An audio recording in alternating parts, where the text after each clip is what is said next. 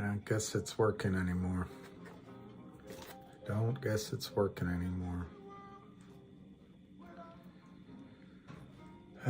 Okay, you guys, I don't know what happened. I was quoting trades and all of a sudden nothing was happening. Just, I don't know where it left off, but just so you know, there are trades like 1057.54, 284 shares just traded for 240. I'm looking at the time and sales. 1058.01, 124 shares just traded at 240. 1057.54, 284 shares at 240. 1057.54, 124 shares at 237. 1057.25, 284 shares at 240. 1057.25, 144 shares at 237. So David was right. It is trading. A lot of you are right. It's trading, but it's not showing up on E-Trade as trading. I'm just checking to make sure that's true. No volume. So 3 things I notice about this. 1, these are all really questionable, crappy trades.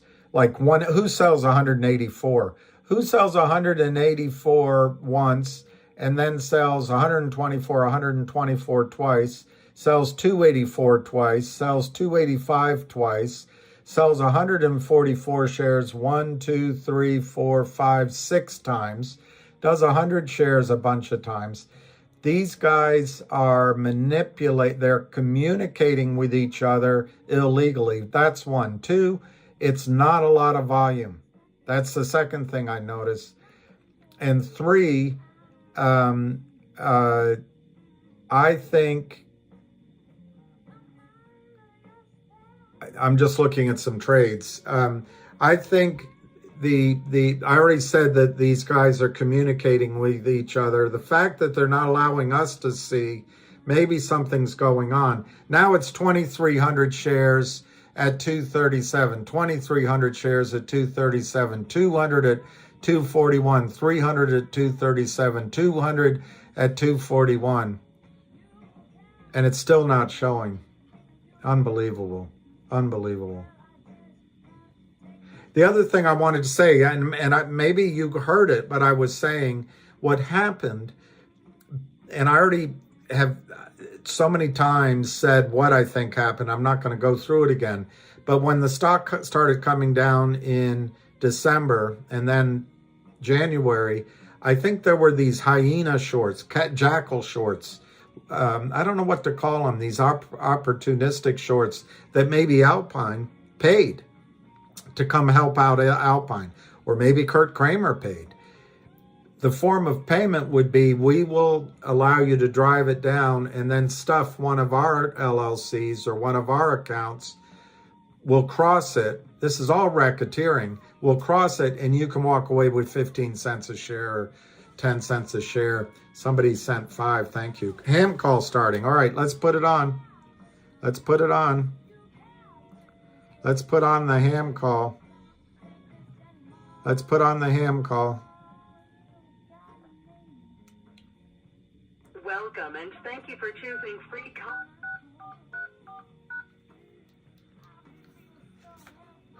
If you are the host, press star now. Otherwise, please wait and you will be joined into the conference. There's no ham call. There's no ham call. There's no ham call.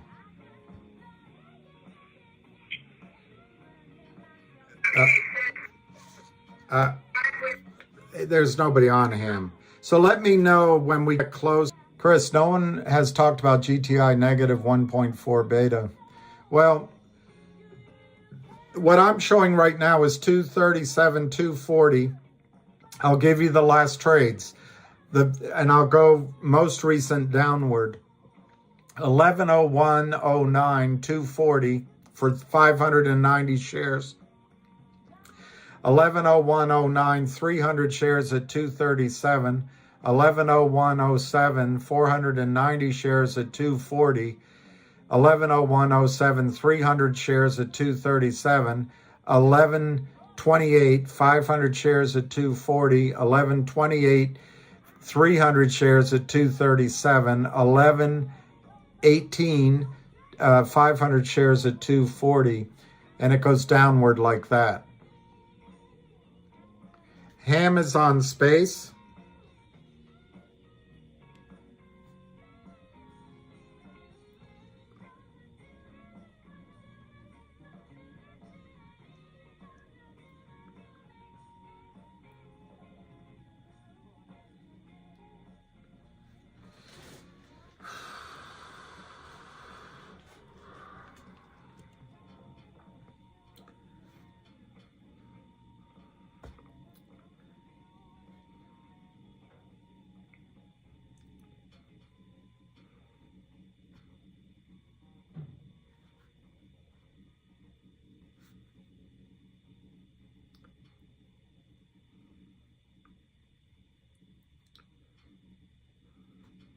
I don't know. I don't see him. Ham and Frank B. Frank is...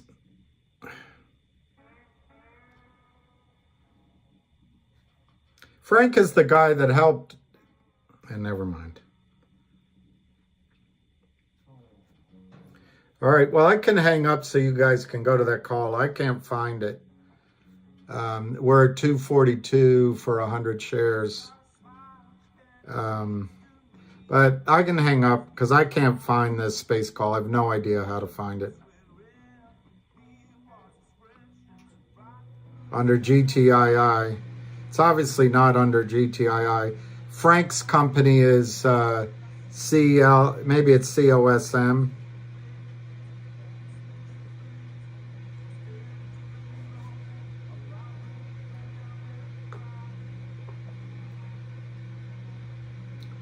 Maybe it's CLNV.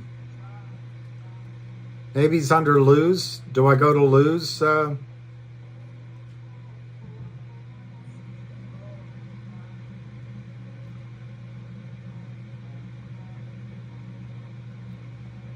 Frank and Lou work together. Maybe I'll go there. I just don't, I can't find the space cell. All right, you just tagged me in a notification. Are these notifications? No. Here, Silver Fox.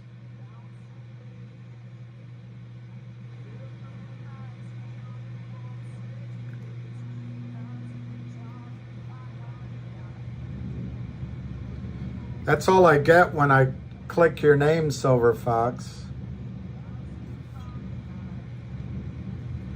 Anyway, 244, 200 shares at 1105.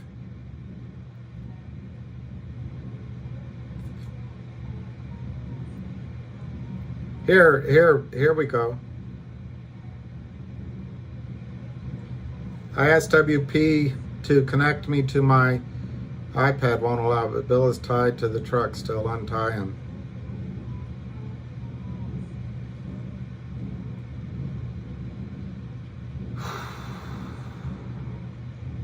Look, guys, I guess I'll just hang up and you can go.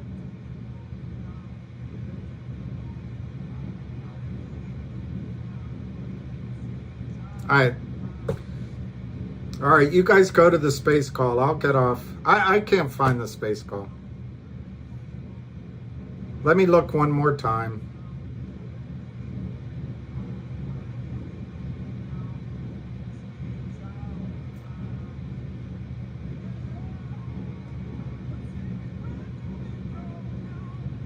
Yeah.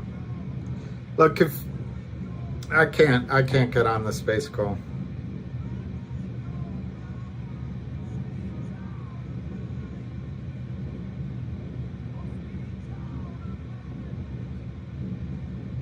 Oh, here. Maybe here I found it. I found it. It's illegal all over the place. I found it. That's why the SEC is dragging their feet and they can't fix the problem. So we thought about it saying, okay, let's find it on a smaller scale and we'll fix it ourselves and expose it one at a time. And so people can understand and profit from it. The system was designed to rob us. We're sitting here, we're going to fix it to get our money back. All right? And today, just to let you know, I'll go through all the little stocks that I follow. And we'll start with GTII. We just put out a press release that they're going to sue the street, the market makers, based on the DPC's proof. I've been doing this 23 years, and you can have Pat Burns knock himself out. Pat Burns spent $30 million and never got proof of making short selling his stock from a government. 12,000 shares at 242. 12,000 shares, 242. Which is the mothership of security. I mean, that is the home, that is the number one spot. And they told everyone at GTII that they are short the stock, and the place they're doing it is through Alpine. So now the company, West Christian, and his team, they're going to sue 12,000 again. with this, with the market makers. And it'll begin with the market maker in California, Westpac, which we found out the other day is short 6,350 at 244. By, the broker, the guy that put up margin money. So the Wall Street has a way of speaking. It's a small place, and things start to pop out. But the company's going to sue, and if they do sue, when they do sue, the company should give out a special dividend. It's the proceeds of the lawsuit. Give it to the shareholders. A lawsuit that could take 10 years, we all know that. So why not reward the shareholders with a piece of the lawsuit now, like a Willy Wonka golden ticket, which I put up on Twitter. Every public company is going to follow the same pattern. Keep the lawsuit going and give everyone the dividend. When the record date comes, everyone needs to get their coupon, their Willy Wonka ticket. If you don't get your ticket, that means you're on a naked shorted share. Very easy to expose. Everyone is short, can't deliver the ticket. That's how you expose them. It's musical chairs. I posted that 100 times. Everyone needs to think about the same pattern. And the reason that the lawsuit works best is that companies like GNS, who's doing a great job, Roger, you don't have to go digging through the companies to try to figure out what to give a dividend. To the street, very easy. And you leave your company alone and move on with your business. But the dividend comes from the street. We're going to sue them and then turn it on them and force them to deliver the dividend that everyone needs. This way the companies have to waste their money. SEC filing all this nonsense. It's short, sweet, and it exposes them. Every company is doing this. MULN, we know people that spoke with the company. That guy's going to step up. I don't know what day he's going to do it, but he's going to join the fight. I hear he's a great guy, and I believe he's going to join the fight. There's other companies that we're talking to. I've been reached out. There's a $23 billion market cap company that wants to speak with me. So big players, big companies, everyone's had enough of this. Okay, so the movement that was started, and everyone on this call, again, all you have to do is it's trading now. Money, retweet, follow, give everyone a like. Not on your computer, but here. Does these great videos. Get everyone to follow him. He's teaching everybody. Perfect. 244. End of the video. Understand it. All the things in here that can help you, your family. 4935 twice at 242. They're out for my kids and my grandkids. It ain't happening. And I would never play the equity market. I can trade the equity market back and forth all day and make myself money. I decided I didn't want to sit in front of a screen, and I said, let me teach everybody what I know, and then I can move off into the sunset. And I believe everybody's understanding it. I repeat the same thing every time. It's about stock settlement. There's nothing to do about what the company does. All these fools, think they can earn their way out of this. It doesn't happen like that. And if you want to take a quick look at a company that I followed, FNCR, the company is earning its way out of the mess, but they still have lit partners playing games on them short the stock. Lit is a toxic lender, LIND, out of New York City. And the stock should be $20 or $30, and the stock is 3 3/4. It's down from 9 when it was listed on the NASDAQ. CRTD just So did the 2 company trades. has no upside because these guys keep sitting on it. Last And trade it's not fair to investors. 1,061.93. People give up on the stock. It's not moving. We all say the same thing. Yeah, my stock isn't moving. Let me get out of here. Well, if someone keeps selling shares every day, and I'll give you an example, and you say, how do you know they're naked short it? The other day, my friend bought 60,000 shares of FNGR, and we're buying it at $4. It's $3.80 to $4. You buy 3,000 at $4. As soon as we paid $4, they traded at $3.80. Then they dropped the bid to $3.60. We paid $4 again. They dropped it down again. So the move keeps trying to move a lower all the time. It's only a naked short. Those are signs that you can see what happened. In GTII on Friday, the stock was trading, ready to go to $3 at 11 o'clock, and I posted it on barchart.com, BARCHART. You can do the one-day chart, get it down to minutes. The attack began at 11 o'clock. I sent it to the lawyers. They sold 1.2 million at the market, starting at 11 o'clock. Very easy to see. It went from $3 down to $2.16 in a minute. And then they attacked near the close again. This is the manipulation sign that you can see in the stock. Once you get deep into the volume, and as a stock like MULN, it's very difficult when it trades 200 million shares a day to tell what's going on. So companies need to step back and go to Tom Ross of buyin.net and get data from him. And if they sue, they need to go to Share Intel up in Connecticut.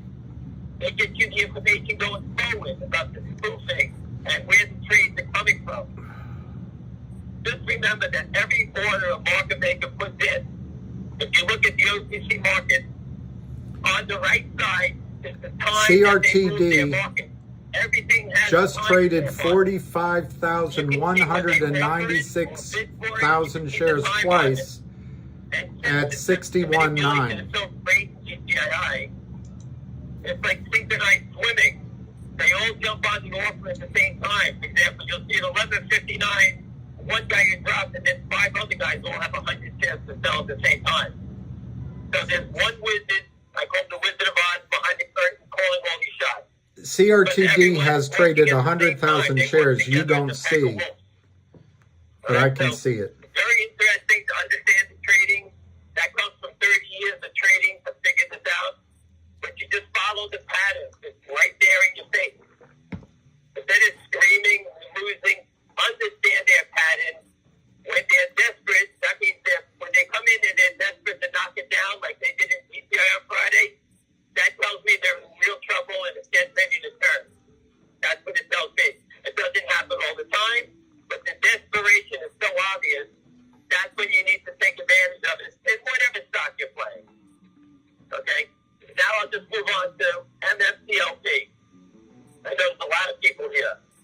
I've told you 10 times I've spoken to SEC enforcement people about this, retired people. They have to fix it. Obviously, someone at FINRA allowed this stuff to go through, and there's a problem. All right, so they're gonna figure it out. I know you're all sitting here and you're trapped for 50 days. I counted days also. I know the lawyers are working on it. I'm sure FINRA is sending out subpoenas to figure out who's been selling all the stock. They're not going away. They're going to find the culprits on this thing, and it's going to pan out. FINRA and the SEC just can't come out and tell the world, like the DTC just told us, that, hey, someone just sold all these shares of stock, and we have an imbalance. We have too many sellers. Where'd they come from? They just can't tell you that the system's fraud. They're trying to figure it out. Their silence is golden for you. Okay? If they were making noise, telling you stories, that'd be a different play. But they're quiet for a reason. Their lawyers are keeping them quiet. You understand what I just said? Their lawyers are shutting them up. They can't say anything. Obviously, there's a big problem.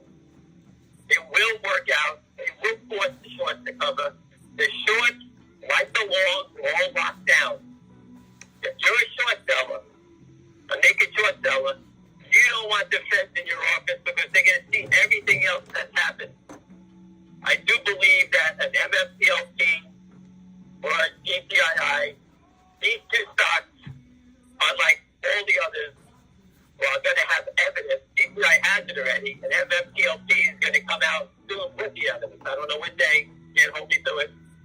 But those are going to change the game because the companies have the proof. All right, GTI has the proof from the depository fund, and soon MMTL will have the case, will have the proof whether it's through West and the attorneys, Discovery, or FINRA helping out and for the SEC sanctioning people for it and finally opening this up for trading. So the proof of those two stocks will change the system and it'll expose it for what it is. Now, are they going to try to get this through quietly so it doesn't create a war around the whole market that GNS or MULN or COSM, everybody starts screaming? I think they're trying to do it digitally and get around it so the whole world doesn't think the whole system is broken. I do believe the whole system is broken and they can't fix it because if you ever go to the Caymans or the Caribbean, all those beautiful yachts that you always see, those are all hedge funds that stole all the money. That's what they do. They spend it on planes, cars, vacations, houses. All that money's been stolen.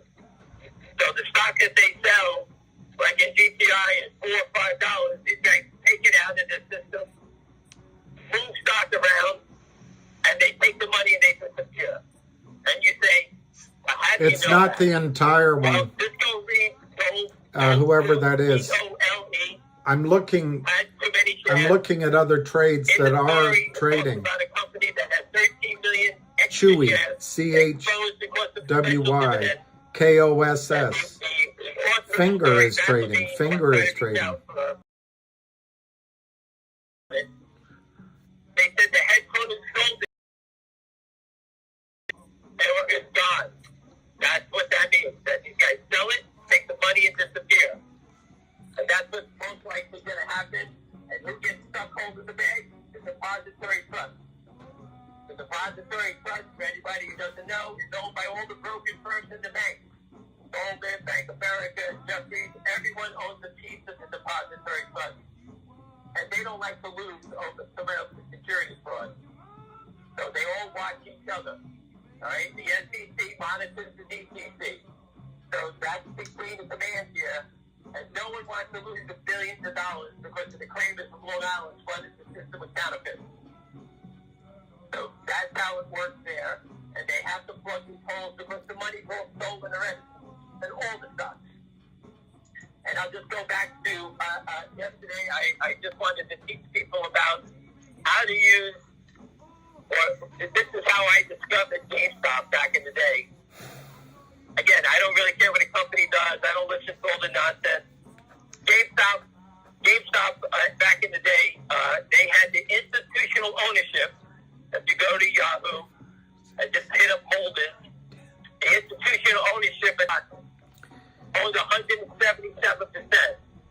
If you added the retail investor and you added the hedge funds that don't report, 245 you're bid. talking about 250 to 270% of the company was owned. 246 Those bid. numbers, the SEC And can't it's hide trading. from you. Last And trade we figured it out how to 247. reverse it because they never tell you how many people own a stock. And 200 here it is, I shares, showed you 247. that it was owned by too many people just by the institutional ownership. That number back then, in February 2020, was 177%. And I posted it. That number yesterday is down to 31%. That means all the funds that bought the stock at $3.75, $4, all sold it. CRTD is So, trading. The people in GameStop, all the big funds that were here, all failed. They sold us into the run. When that number 61.89. starts to go back up again, then the stock will start to turn. All right, but right now it's at 31%. You can go look yourself. I do GTII not know is what trading. AMC was back then, 247. but that number now is like 23%. So the institutions own 23%. All the retail people own stock. And retail can't Wow, purchase the wow, GameStop. wow. That's a fact. They That's just not hit easy. GTII with Big funds, 775,000 big shares. funds. They just hit CRTD with 384. I posted that. I had someone.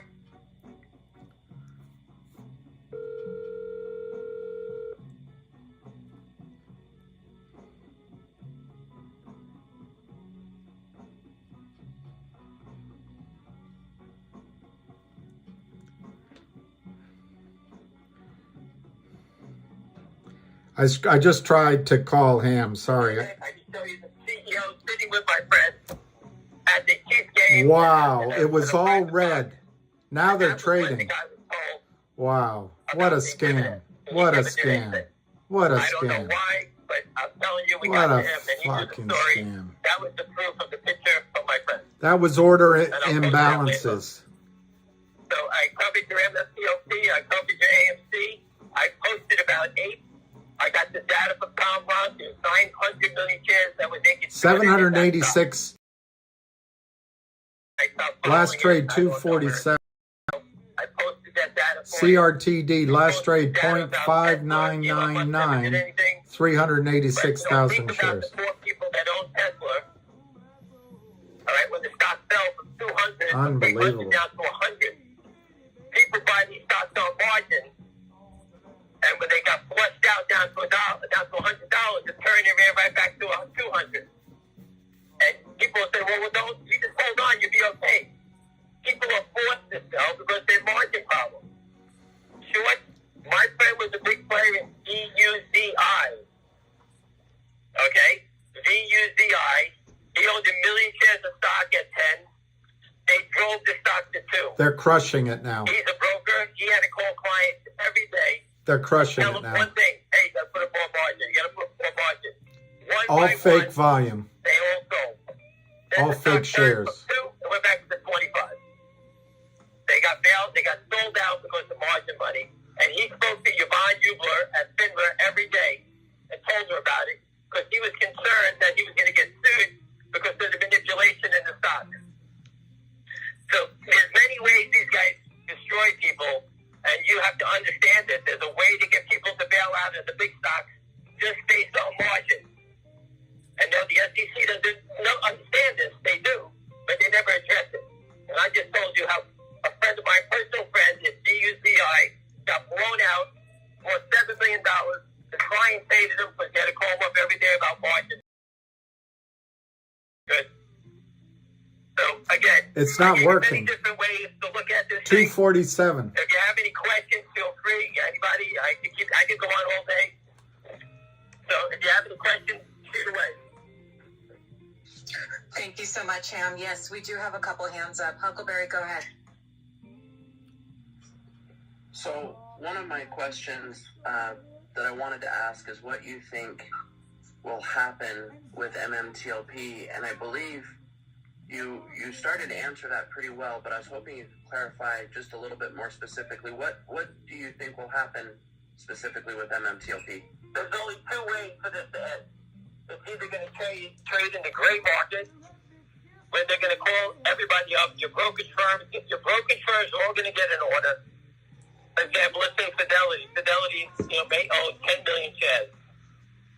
They're going to get an order from a hedge fund saying buy 10 million shares, and they're going to come in and say, okay, I'll buy each individual person. Then they're going to call, I'll buy your 10,000 shares at $5. And you have to decide what you want to do at that point. You can say yes or no. And you're going to say to the guy, would you pay 6? And the guy's going to be instructed to say, I'm only allowed to buy it at 5. That's a gray market trade. It's like you negotiating with someone selling your car. It's just a gray market. Okay? Obviously, they're going to have to go to the biggest player first. I forgot his name. And I told you before, everyone needs to communicate. If anyone gets a call on that, you guys all can just stand tall and not, people want to bail out, so it's tough to organize people to say, hey, let's not sell it until it gets to 10 or 20, whatever it may be. Like, if I was long and then I had to feed my family and I got 10,000 shares and they offered me 5, I may need to sell it because I need the money. So that's why they do it in the gray market. It breaks apart everyone. I always put a photo up with the Roman army marching together. That's how you win. What they're going to do in a gray market, they break you apart. In a closing transaction, they let it start trading. Shorts are going to have to cover, and longs are have to sell. What's the time frame on all this? Number one, we don't know how big the short is. What's the short going to do? This short may stand tall until the last 5 minutes of the last day, and then someone is scoop it up just to get everybody to panic. If they said to everybody's going to close their transaction today by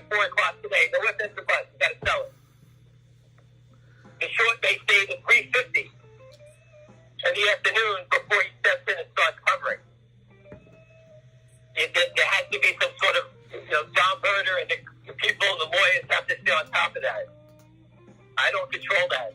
But they're going to have to do a closing transaction. It's either going to be in the gray market or it's going to be in the open market. You know, you remember the short's going to play, it's like you're both standing there pointing a gun at each other. Someone has to be the referee. That's FINRA. FINRA's going to tell them, hey, you got to close this out. Tell them they got to close it out by 4 o'clock. You know, I don't know how they're going to do it. If it's one short seller, if it was just me, I wait till 3:50 in the afternoon, then I jam it up because everyone will be panicking out at 6:30. They didn't do it yet. They're not coming. You follow the head game that they would play. That's how it works. Is that okay? Do you? Yeah, that's phenomenal. Do you believe that this will start a market-wide chain reaction? Yes. I do. I think the market's in a bad spot. I think once the system starts losing billions of dollars, you know, you have to settle these trades up, all of them, whether it's MMTLP or whatever. Whatever it is, they have to fix it. If the system doesn't fix it, that means the system is completely broken and no one will ever invest in U.S. equity markets again. It's all based on checks and balances. 2:45. Next question. Okay, let's go to Mardik's question. Mardik. Hey, thanks. Am, thanks for joining us and taking this call. This is kind of a question that you... Thanks, man. This is kind of going back... You did kind of mention and answer it earlier, but considering... I know you may not know him personally, but considering Greg McCabe's position and his... he vouched for the management team of NextBridge with ultimate confidence, and he even just gave them a $20 million unsecured loan. What would you say to the people who are extremely disappointed in not hearing anything from NextBridge? I think you will see something from them. Listen, public companies, people have to move the way, you know, when you're dealing in the public, they have to do things according to their lawsuit. I'm a renegade, so I don't really give a shit what anybody says. So public companies, if you ever been in one, advise to a public company or any situation like this, companies have to be careful what they say or do. It's just the way it is. I think that you're going to see information start coming out of this. I know the lawyers are all meeting or have met last week in New York. I know there's a lot of stuff going on. I'm not in those meetings. I couldn't tell you. I can't get that information. But when I do hear something, I'll let you know. You know, again, these people are not fooling around on your side. Your side of the fence is working hard. Trust me, I'll tell you that. Awesome. Thank you, Ham. I greatly appreciate your wisdom. Thank you so much. You got it. Thanks, Mardik. Huckleberry, did you have another question? I do, and I'm so sorry, you guys.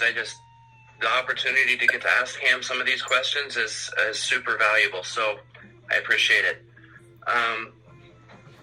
We over at MMTLP feel that we have kind of a unique position within this, and we've been saying that we're the key. I really like the movie Moneyball. I don't know if you're familiar with it at all, but the concept and the underlying theme of that movie is how they play to each other's strengths instead of just having a couple of all-stars.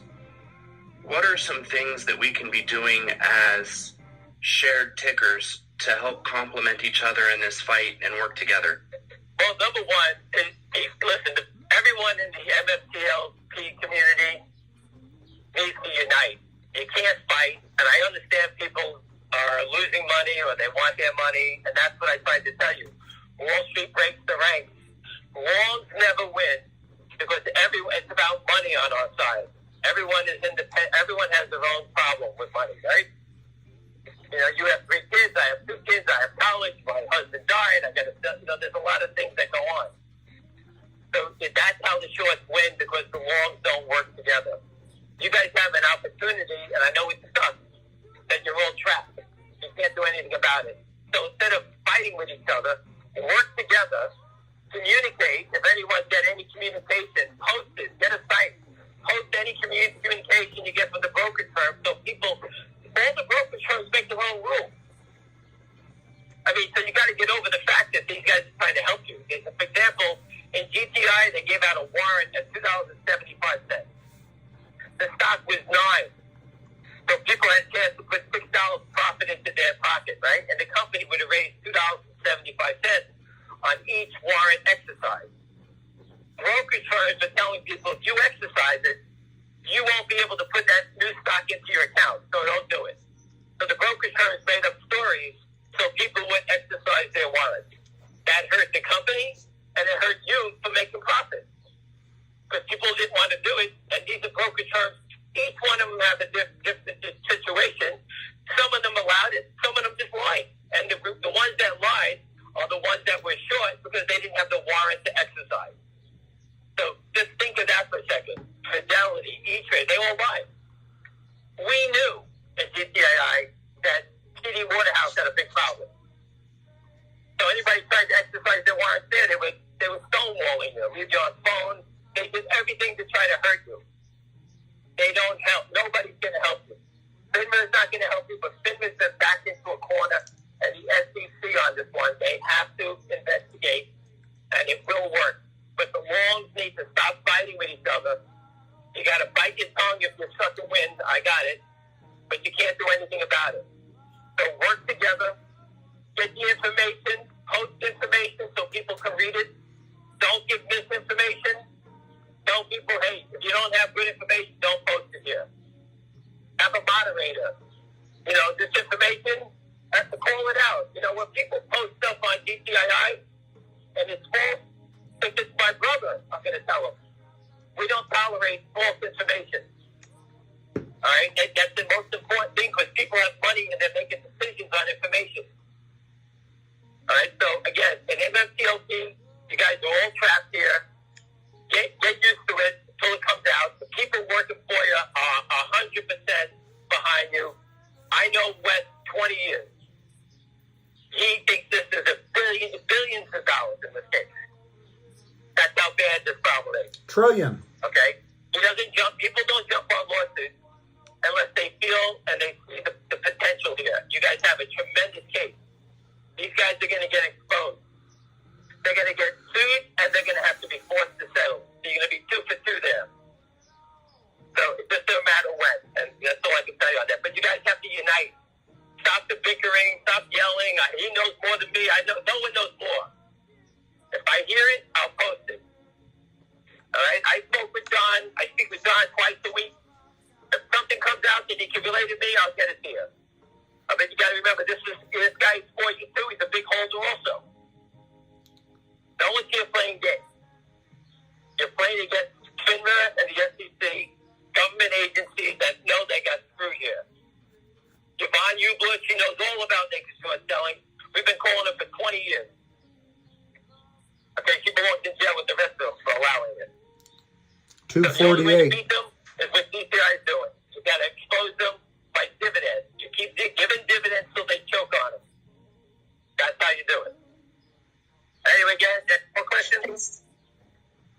We do, Ham. Thank you so much for that wisdom about unity. We appreciate it. Huck has one more question and then 100 also. Go ahead, Huck. Sorry, 100. I one last question, then I'm done. Sure. Ham, where will the liquidity come from in order to buy back these positions in MMTLP? Shorts. Well, first of all, the hedge funds that are short, the government's going to have their accounts, so they're going to reach into them and get their money. They get their money, their bank accounts. And remember, I always say, follow the paper trail. The sell tickets lead to the money. It's not easy to sell fraudulent shares into the U.S. equity market without having a paper trail. If it was that easy, everyone on this call, we should go to the Caymans and start doing it ourselves. We don't need to sell millions of shares. Let's go sell Google. Don't sell shares with 10 shares of Apple every day. You're making something wicked. Sell 1,000 shares every day. All right? These things will be uncovered. 248. How much money it is to buy it back, that's the problem. Once the money's not there, the depository trust, they have to pay the bill for it. 248. That's the backbone of the street. 248. Thanks, Ham. We're going to go to 100 and then Curtis. 100, welcome to the mic. 248. I am. Good morning. Thank you for coming on today. 248. I'd like to ask you, why do you think GTII is the best play ever? Listen, and all these stocks that were shorted, GameStop, they were all shorted down, meaning $40 going down. GameStop, they were trying to drive it to zero. It was coming down from $50 to $45. I forgot the price. And it was 3 3/4 when I figured it out. All right, so they were pushing it down. So these guys are still in the black. All right, because 50 to 3. If the stock jumps to 10, they still got $30 of profit, right?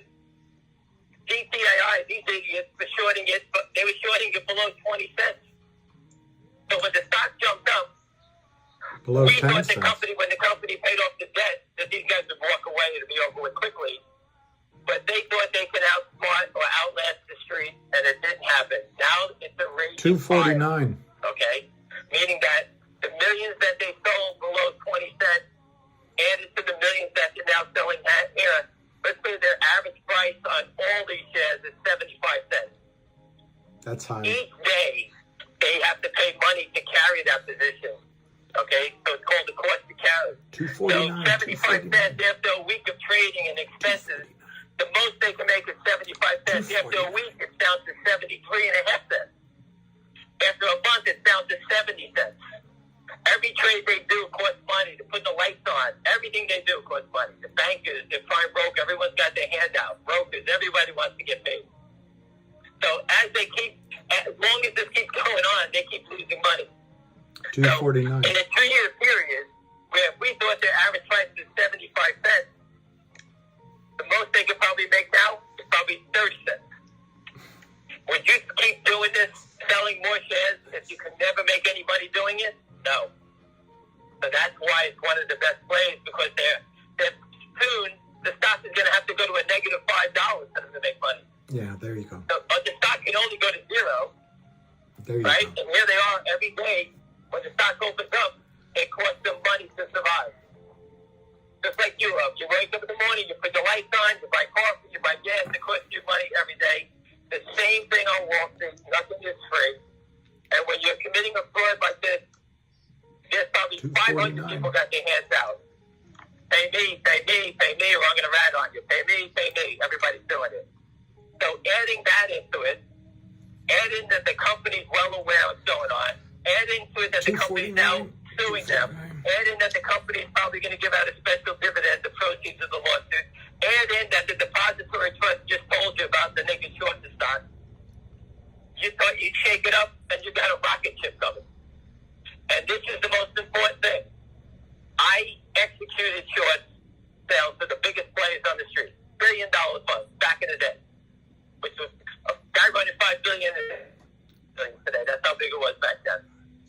Number one, they always wanted the stock to go higher. They make more money. I got paid more money.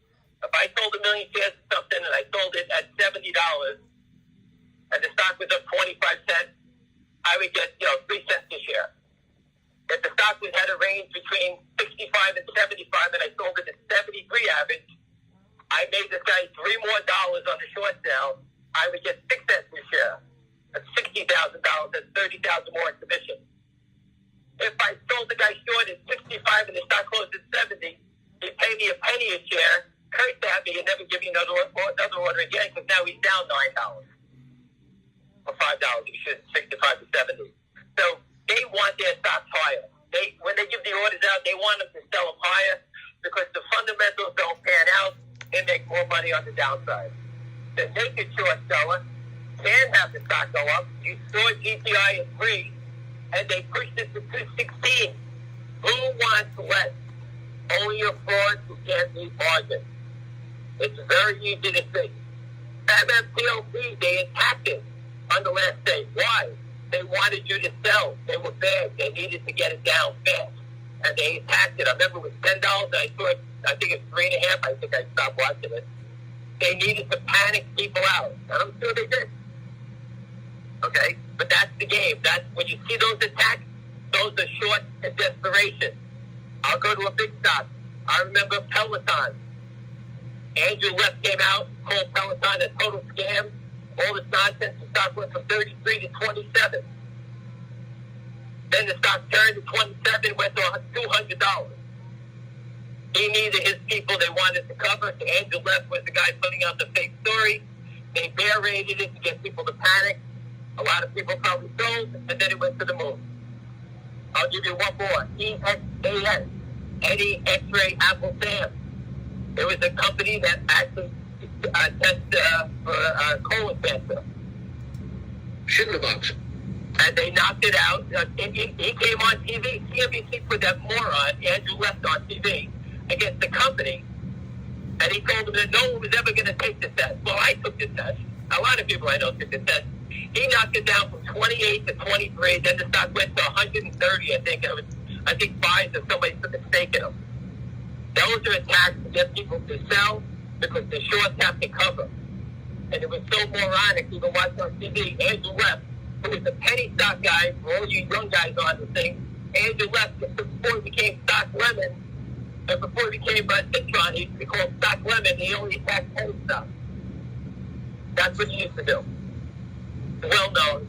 He went up the ladder because he could manipulate $50 and $100 stocks easier than he could than the small stock. All right? That guy is total fraud. And that story about the DOJ going after these guys who write these fake reports, it's about time they got them all. Just follow the paper trail. You can see them all selling, buying puts before the news. When the stocks crash, they're selling them, and the stocks reverse, and they all go up there. I'll give you one more, and I'll leave you at this one. Don't drink the apple. Okay, the stock was $57, and everybody can check this was the best one. And Jim Kano, famous short seller, came out and called this company an insurance fraud. He said everything they're doing is fraudulent. I remember he knocked it to 53. I posted it. I said this stock is either going to 0 or it's going to 120 because the biggest holder in the stock is Warren Buffett. That guy needed to get the stock down. He knocked it down 4 or 5 points that day. I'm sure he covered because at that point, where's the DOJ? Where is anybody if he's calling this company a fraud? All over TV yelling about it's a fraud. You can Google it. You can see the story.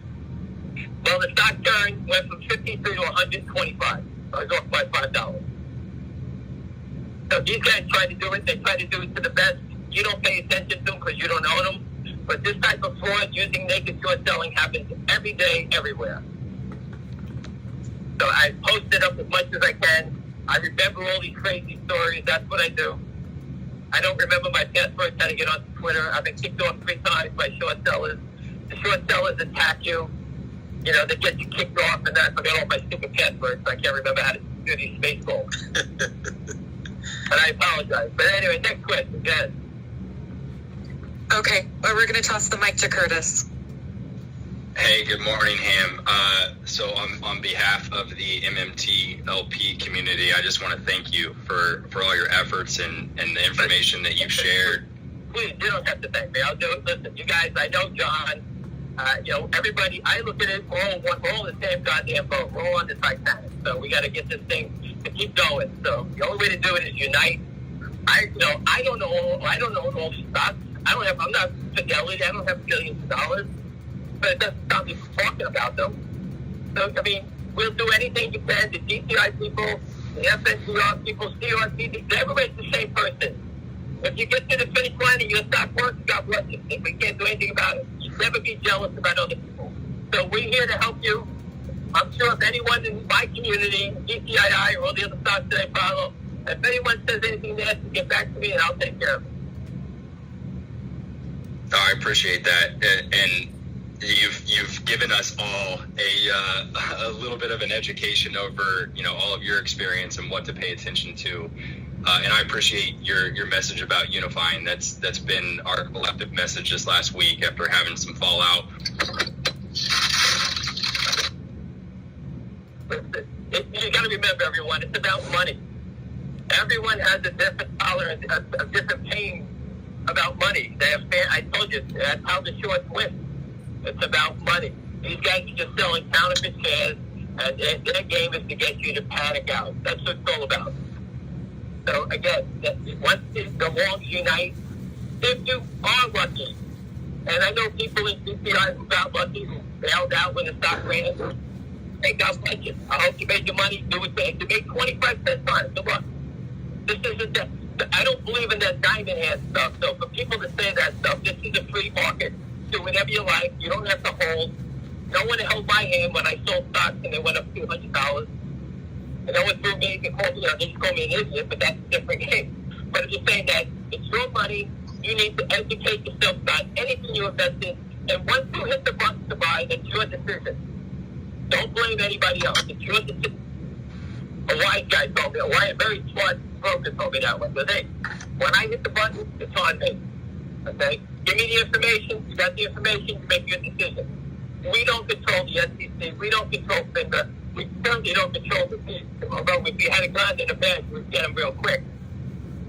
But again, it's very easy to see, understand it. If you don't know you young guys out here, if you think you're going to get past it, they rob from your pension. Every week you put money into your pension account.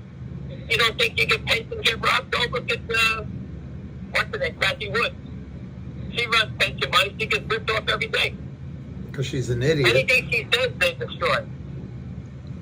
And I need someone who knows it very well, and I tried to get her to stand up and yell, but, a lot of people in the power don't want to say anything. That's very good. I know that. There's a lot of people that did, a lot of people that don't. But you know what? Screw. We know how to do it. We'll do it the small way. We'll dividend them to death. We may not be powerful money-wise, but we're smart. All right? That's what we're doing. So hey, I'm glad to help you out. Yes. Yeah, is there, so beyond unifying just as a community, so we've kind of shifted into focusing, amplifying the message, obviously reaching out. You've been a great help in that regard, but trying to reach out, whether it's from a financial journalist standpoint, whether it be obviously political standpoint, legal standpoint, what in your experience has been most effective of actually, defining a pathway to success and amplifying the message? I'll give you an example of what GTI did. We had everybody call up the SEC at 12 o'clock and file claims with the SEC. We did it at 12 noon. An SEC enforcement guy said, everybody called at the same time. We barraged their phones. I don't care if it was 50, we did it thousands of times. Always at 12 o'clock, and we annoyed their lunch hour. They had to answer all these calls, and they have to call you back. So we did that. We also did many other things with the truck. We figured out we put the truck right in front of their face. Did the truck, think about it, did the truck that we put in front of the SEC lobby for 2 years, do you think that led to maybe the SEC investigating Alpine, keeping an eye on this stock? I think it did. I think they can't, it's pretty embarrassing what we've done. So, everybody kicked in $10. Get a GoFundMe page and throw the truck out there, right in front of them. We got the truck guy's name. If you go out there, you hire him. Put the truck in front of the SEC, put it in front of FINRA, and embarrass the shit out of them.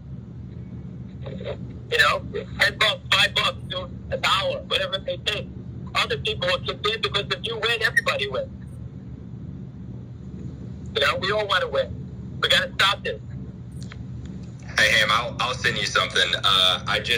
You mentioned her just briefly ago with Yvonne Huber, and it's ironic some of the recorded comments that she's made in public testimony on SEC Roundtable for combating retail investor fraud, and you can use her quotes, really that apply directly to our MMTLP scenario and how the Form 211 was reviewed and how it was traded, and everybody knows the backstory behind that. But calling out individuals that are for their areas of responsibility and at minimum gross negligence, I think that's we're getting reactions from the tippity top, like the CEO of literally the OTC markets.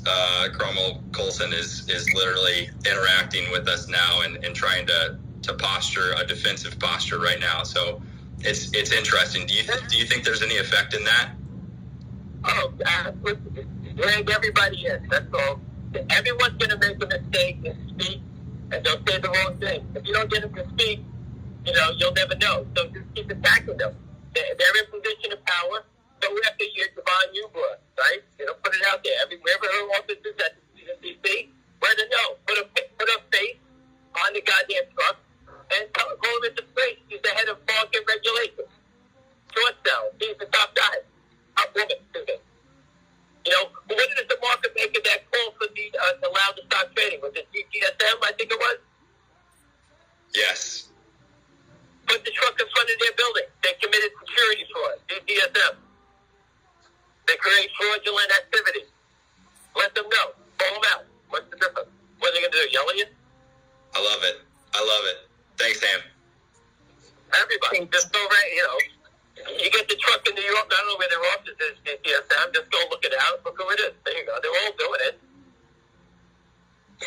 They called up and made the market in the stock exposed it for it. Not everybody knows that. Awesome. Thank you, Ham. Thank you, Curtis. Murdoch, the mic is yours. Is it? You had your hand. Did you, I did have a question, but it kind of slipped because I think he was getting covered. So Frank can go. It's all right. Let's actually go to Uncle Smokey. The mic is yours. Hey, hello everybody. Ham, thanks for your time. We know it's very valuable, so I'm going to try and get my question out as quick as possible. Main thing I am wondering is it maybe more beneficial for us to start emailing and messaging the DOJ? Considering the SEC's enforcement is basically just for them to tell brokers and hedge funds in them to do an internal investigation and get back to us. And we've proven that that's a failed attempt every single time because they're never going to, pull the chain on their own operation. So would it be better for us maybe to, of course, like you've said many times, of course, reach out to our congresspeople and our representatives locally because they are the ones that are the elected officials that elect the officials. But the DOJ is the one that is actually the one that's going to enforce any kind of stringent corrective action on these people. Would I be correct in saying that? The DOJ understands the fraud. Many years ago, I went to I forgot his name in New York City when I uncovered him. My friend was an FBI agent, and I always put the picture of my friend. He has a beard, a mustache, Wall Street Court counterfeiting. I did that in 2006. I put that. My friend was standing there, but he took me to, I forget the guy's name. He was the New York City Attorney General, and we went in there, and I gave him I gave him all the scoop on the naked short selling, and they came back to me and they told me that it's above us. Everybody's on this already. They told me, and they didn't investigate. So you get turned down at high levels, so you just got to keep going. Like I said, I put the truck in front of the Southern District in New York City with the Kramer's names on it, and they're crying. They don't see it. Every federal building has a camera on it. Take it, videotape it, put it up on Twitter, keep exposing them one at a time. Cockroaches don't like the sunlight, as Bernie used to say, right? They don't like the light. So keep putting their names up there. You don't want your name being called a fraud, GTSM, or whatever else you guys have, whatever you get, put onto it. You notified Yvonne Ubra. When are you going to do something?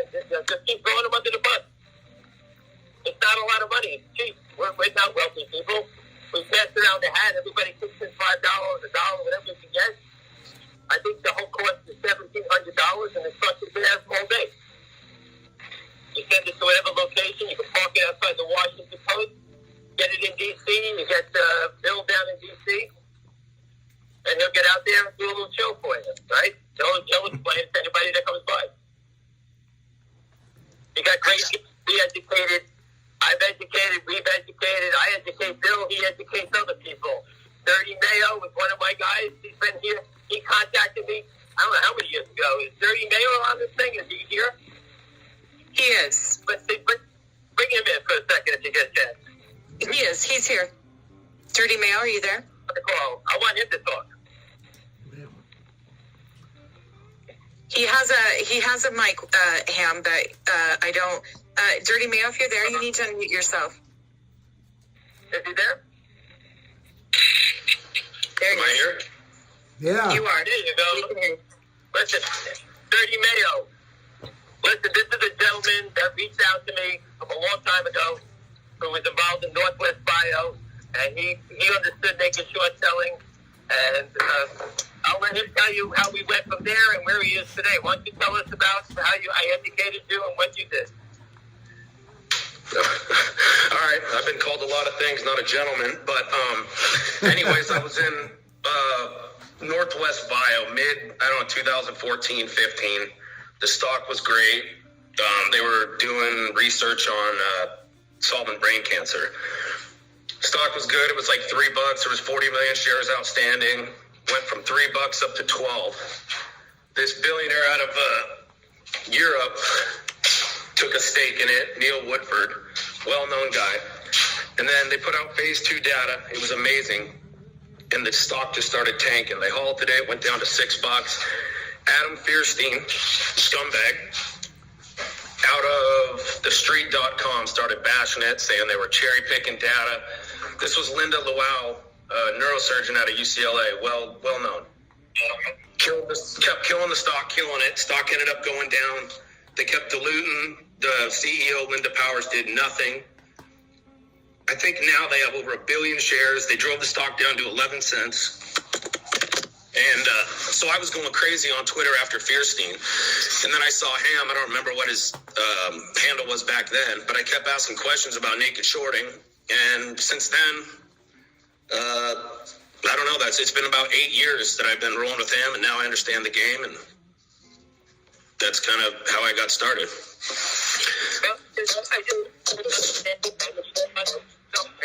You understand it, and this is how countless people.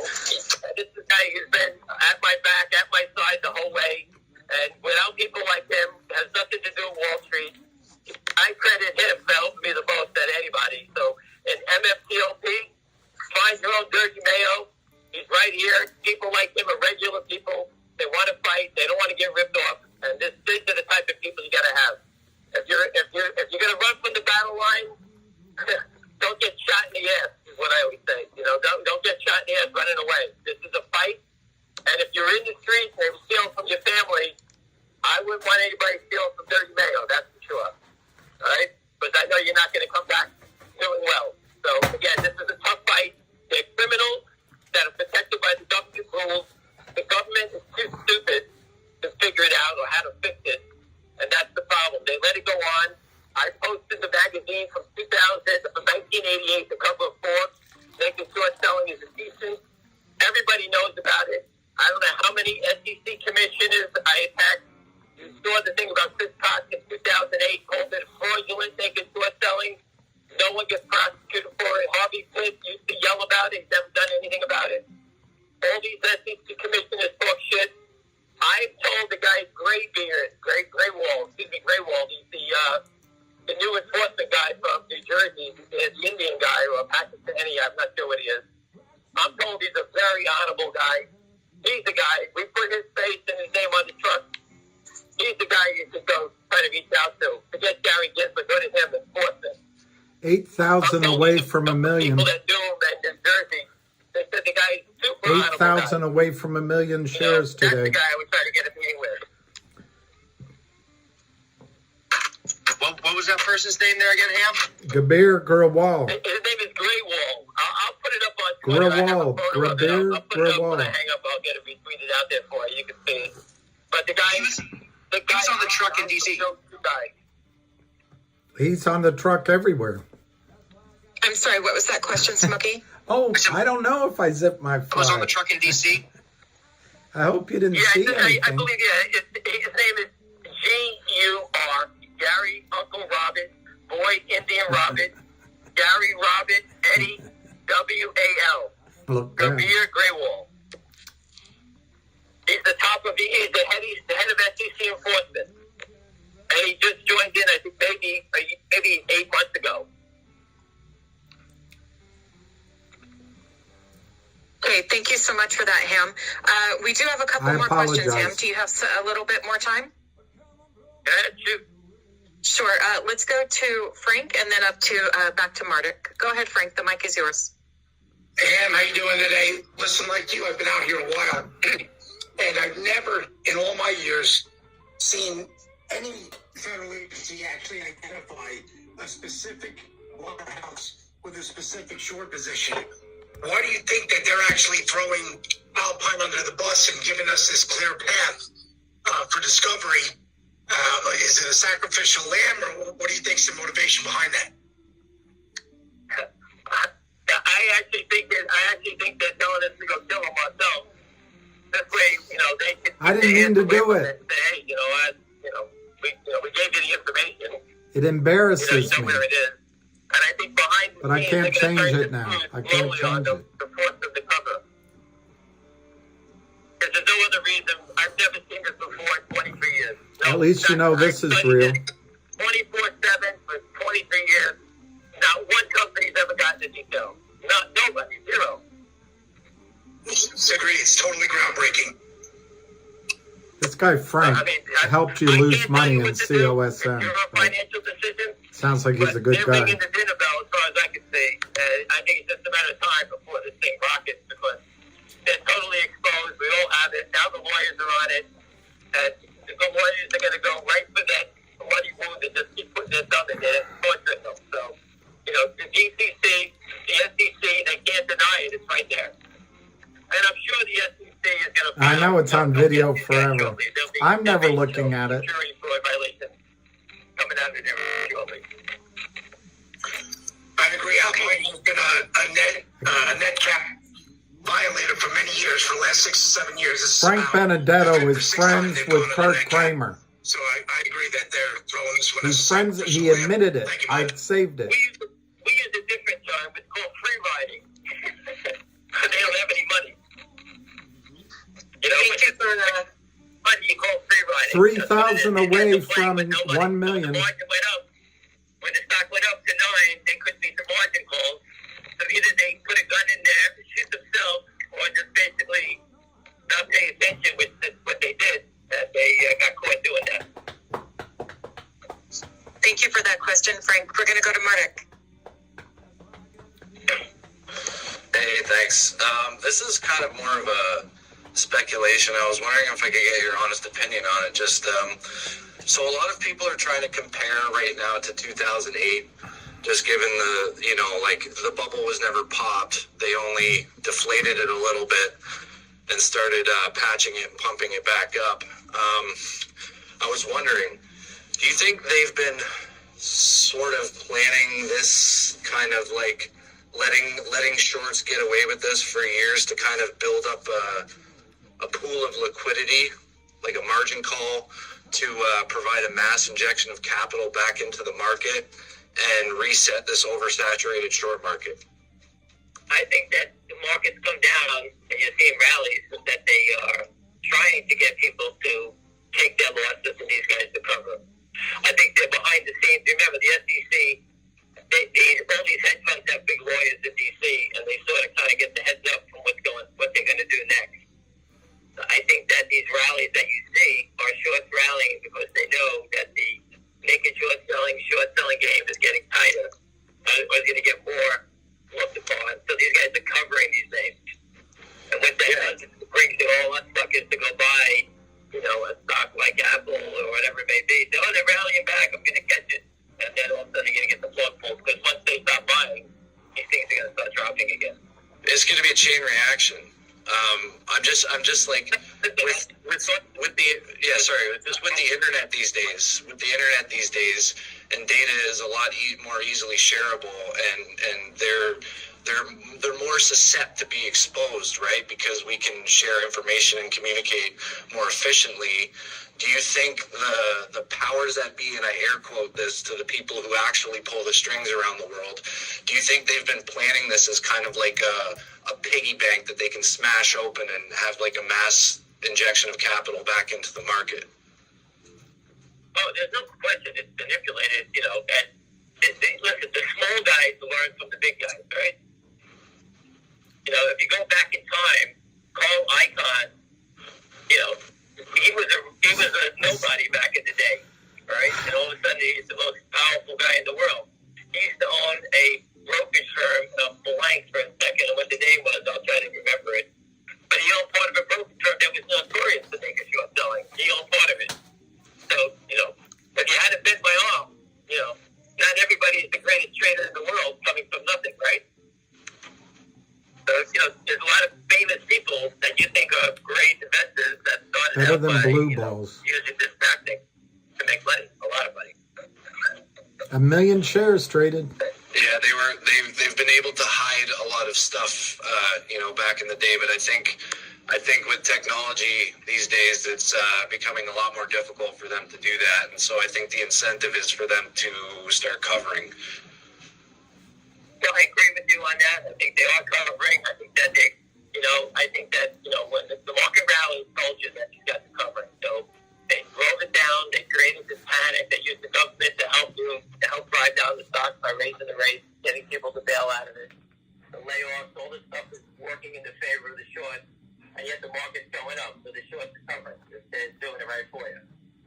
And I'm not playing the real game anymore. I'm only in Broad Street right now, but again, that's how we would look at it. You know, these guys are trading it. You know, Elon Musk is putting prices on his car, and the stock goes up 100. Hey, man. And one more quick question. Do you have any book recommendations? Susan Trimbath got a great book, but she's so detailed it'll make your head spin. All right, fair enough. I remember the name of it. I know someone that wrote one very early on. I'll try to get the name of it. I can't remember it, but her book is great. I think it's Naked Short, Greedy, something like that. Susan Trimbath. You should all reach out to her. She's wonderful. She's a great person, but two over everybody's head. Awesome. Thanks, Sam. Not everybody's head. Not everybody's head. Thanks. It's too much. You don't understand. There's so much detail and how the DTC and the self-account. Not everybody's head. How they lend money. It's too much information, and it's not worth it after a while. Hey, Busy, I just want to make a comment on that last part, if that's cool. Sure, go ahead. Yeah, so one thing that I've learned a lot, actually, over the past 6 to 8 months. Plenty of information. I mean, billions of articles I ripped through, and finally getting to understanding how the system works. We like to call it Fraud Street.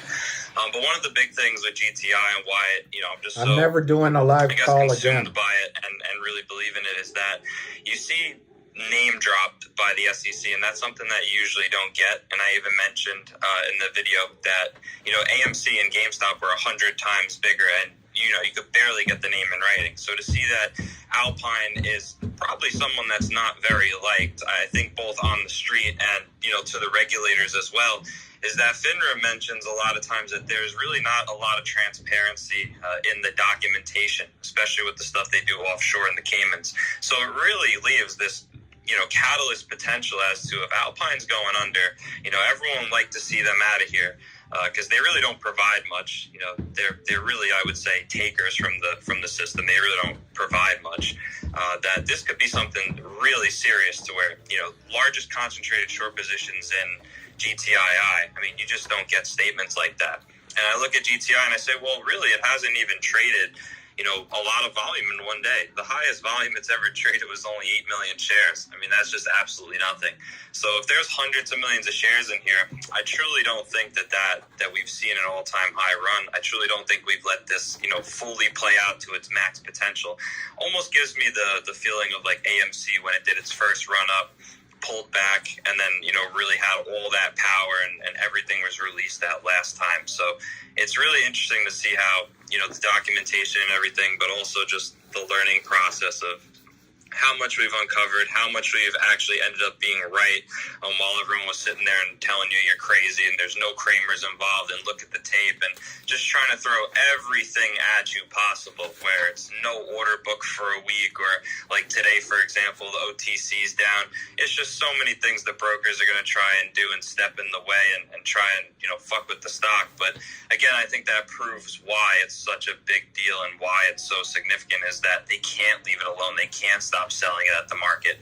And one thing that Ham definitely taught me, and he mentioned it earlier, is that real shorts, they want the share price as high as possible. They're not going at the market, at the open market, and selling the stock down. So there's definitely a lot of signs that we recognize in GTI, and I think for certain it's safe to say that it hasn't seen its best days yet. So definitely excited for that. But I just wanted to make that comment on that point there. I think it definitely is a huge catalyst that Alpine could potentially be going bankrupt, and a matter of who takes over that short position. If it's a couple hundred.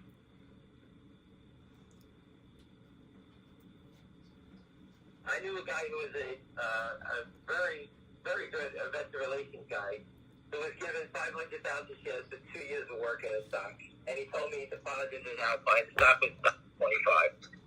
And every day when he got it cleared, he paid a lot of money to put it in there, so Alpine ripped him off on depositing it there. And then Alpine was nice enough to front run and making sure the stock down. He only traded 30,000, 40,000 shares a day, I think he said. They knocked it down from $1.25 to 30 cents. And then they offered to buy the guy his 500,000 shares at 30 cents, which he sold it because he had to pay for his family and whatever money he wasted, running around for this poor company. And so they sold the 70 cents. They took that money, and that poor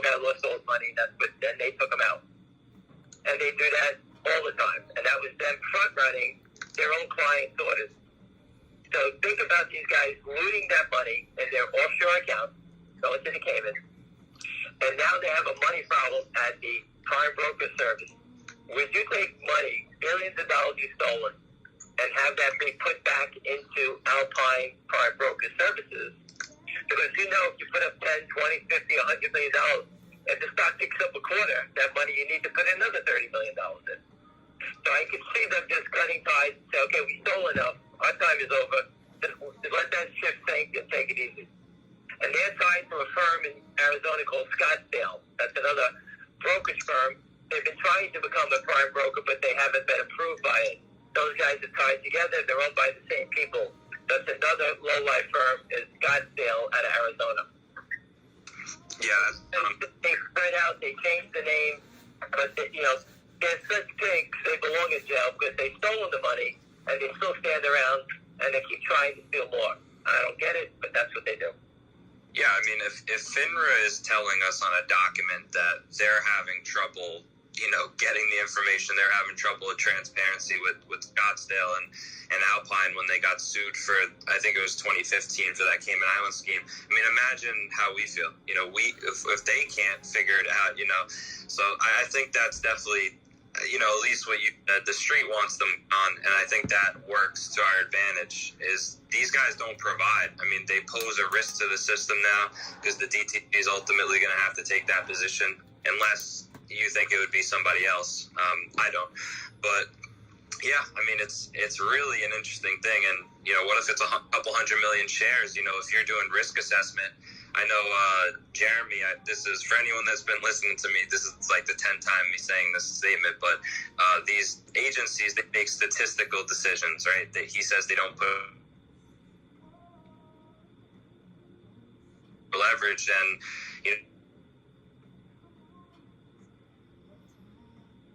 take over their assets.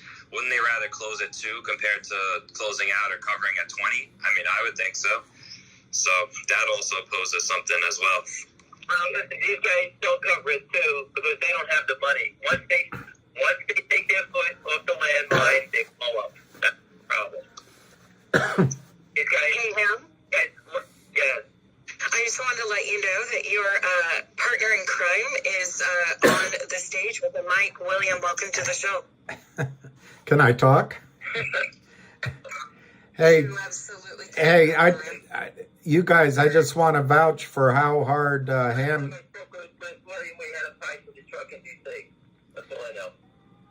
Ham's done. Ham is your strongest supporter and Dirty Mayo and the whole. William,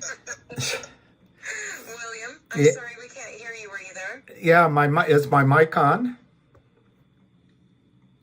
Mic on? Can you hear me now? You can hear me? I just wanted to say how much this whole effort, I think, originates. You can't hear me? Yeah, William, you're roboting. We can't hear you. Okay. You're roboting a little, William. We're having trouble hearing you. Let me go upstairs then. Can you hear me now? Can you hear me now?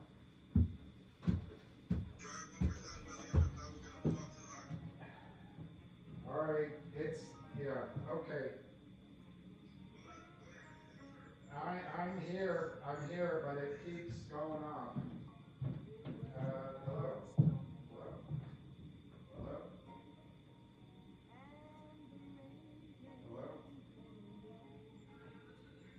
Okay. I'm so sorry about that. I wanted to say how important Ham has been to this whole thing, so you should all be grateful for the time and efforts he's spending and the whole GTI Army. I just wanted to ask a couple of things about GTII. One, do you think they will do a move where they sell stock to the shorts like COSM did?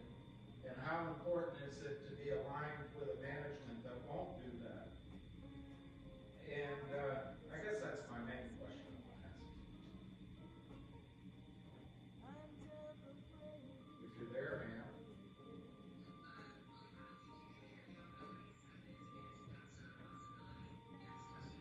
Okay, that's good enough. That's what I wanted to know.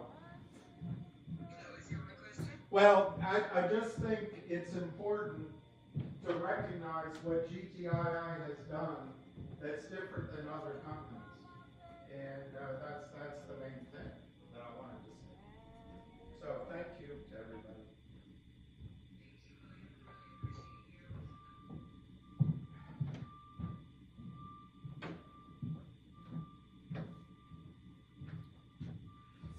So my question was, I don't believe for a second that as we continue to put pressure on this fight and we continue to unify and work together, that these guys are just going to pick up and go away and say, well, we're done making money, we lost.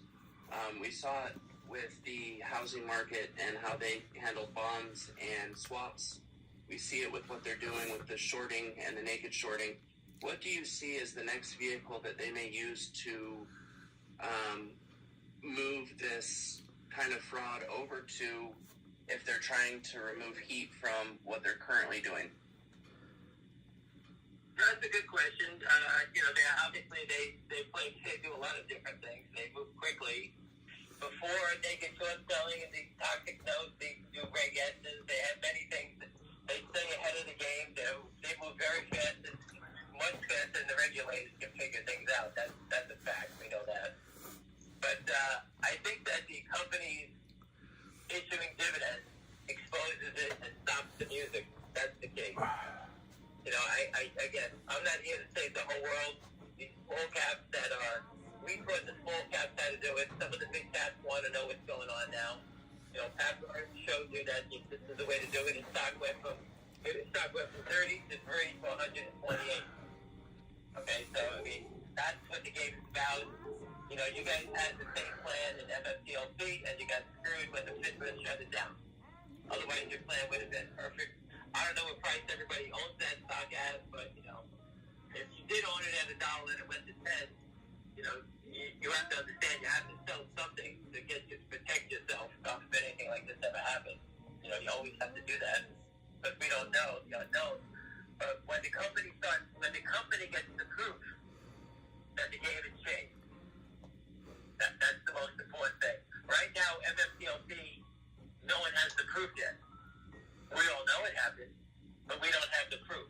I told you before, if you guys can all count up your longs at each one firm at a time, you can get the information. Everyone that owns shares of Fidelity, go on this platform, write out your account, just put a statement in there, how many shares you own. Then the company can find out at the DTC how many are there from Fidelity, how many dividends from Fidelity, and say Fidelity gets $1 billion dividends. You can't have 10 million people owning shares if you have the proof. There's your proof. It's pretty easy. But you guys have to quarterback that. I don't have time to do that. Nope, absolutely. Thank you for that. You can find out from the depository trust. Ask John to give you the names of all the firms that own the stock there, and just pick one and say, okay, everyone who owns it at Fidelity, please send it in and add it up. That's what you have to do. You just send a number. I'm Joe Blow. I own 2,000 shares. I own 40,000, 30,000. Add it up. If it adds up to 2 million and there's only 1 million there, you have $1 million. You have $1 million they can short their Fidelity. And you go to the next one, Ameritrade, Schwab, whatever it may be. Thank you so much, Ham. We're going to go to Pedro. Pedro Philly, do you have a question? Hey guys, how are you? What a refreshing conversation listening to Ham. I've listened to him before. If anybody else know as well, and I'm sure we've a lot of the same things that I've been saying. It's the same. We see the world the same way.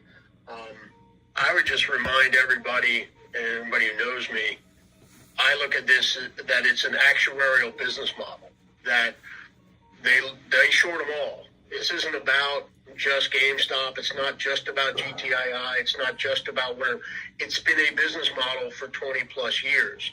They sell these stocks, they make it short with no intention of covering. See, like our mind's eye thinks of trading, right? You're buy low, sell high, cover low. Who is this? They don't do that. That's not the game here. The game is to never cover, just take the money and then manage the liability with the assumption if you look at 1,000 microcaps. He's right. just like life insurance. From an actuarial standpoint, 850 are most likely going to fail. If you look Pedro. at the history of microcaps, Pedro's right. 850 are going to fail, 50 are going to do okay, 50 are going to be a little bit better than the market, and 50 will be successful. Well, if you naked short all of them, they've got it down to 231 now. All small caps, for the most part, less than 50,000 shares got it to 231.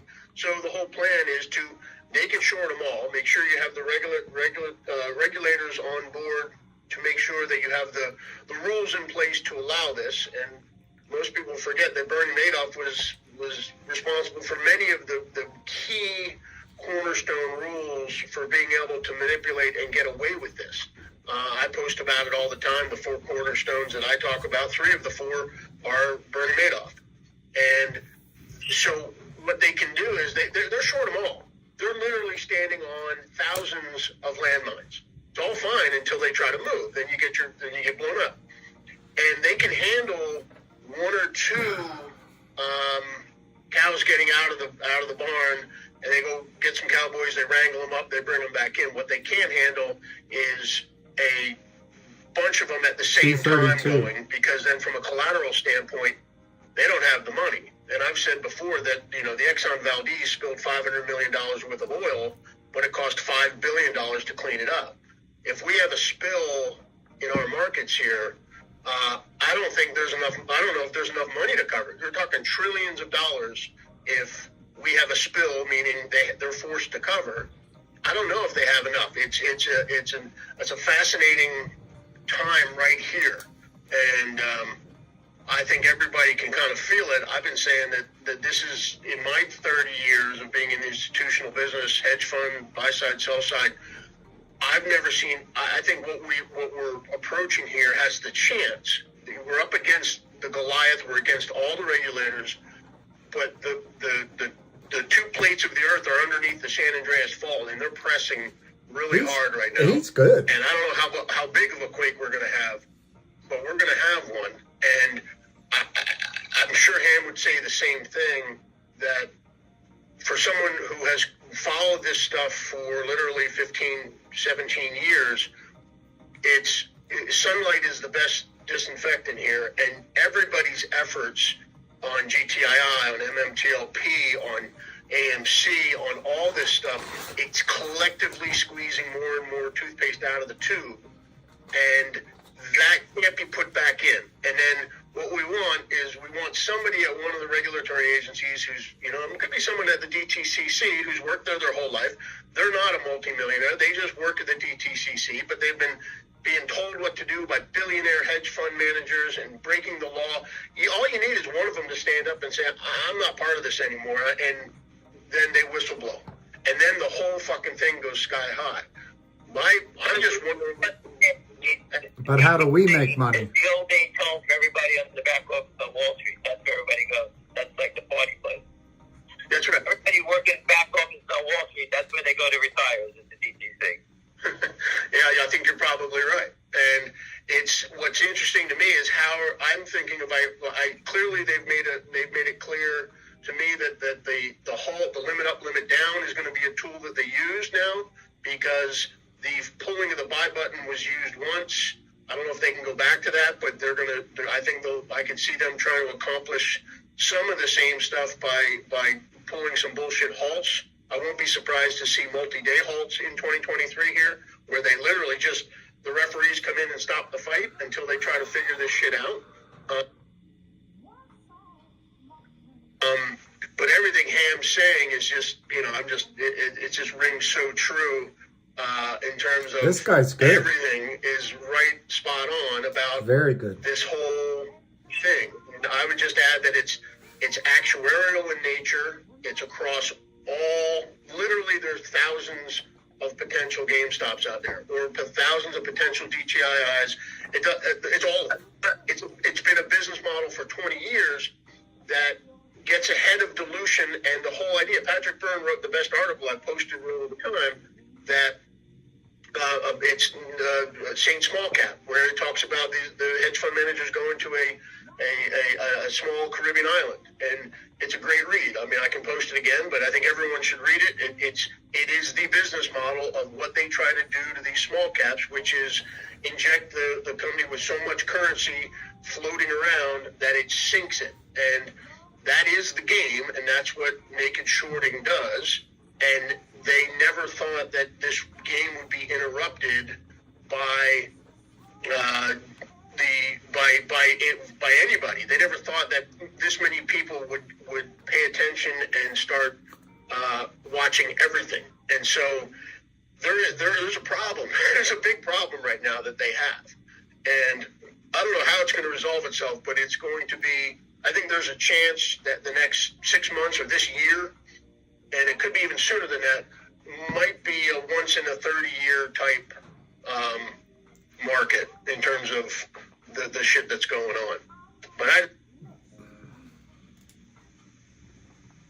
go ahead. Absolutely, Pedro. Thank you. And I want to introduce someone who is an expert, not only about naked shorts, but from the CEO perspective. Roger Hamilton, welcome to our space. Lord. Good morning. Do we have to listen to him? Hey guys. Hi. Good to see you all. And good to see you. I just came off a really interesting kind of three-way interview, which was together with David Wenger, who's the CEO of ShareIntel, and also Tom Ronks, who runs the Binance.net. So those two guys are helping us in terms of tracking everything. They're both and everything good. you were talking about here was exactly They're both good. what they were talking about. I mean, their phones are getting very busy right now, and they feel that there's this whole momentum that continues to grow at the moment, which is really exciting to see. So I'm going to be sharing that interview later this week. But it was really fascinating because there hasn't been that much of a light that's shone into exactly how can you measure all of this right now and how good they're actually getting at measuring it as well, which is really interesting. Roger, I have a question for you really quick. That someone asked me. Oh, I'm sorry. So you understand this, Roger, for 1 second? Hey. GTI announced that they're pursuing a lawsuit against the broker-dealers, the clear-to-prime broker, whoever, that the company now can issue a special dividend, the proceeds of a lawsuit, as a special dividend. So you don't have to actually think about spinning off divisions anymore. Since the lawsuit will be in the court for 2 years, we all know it takes a long time.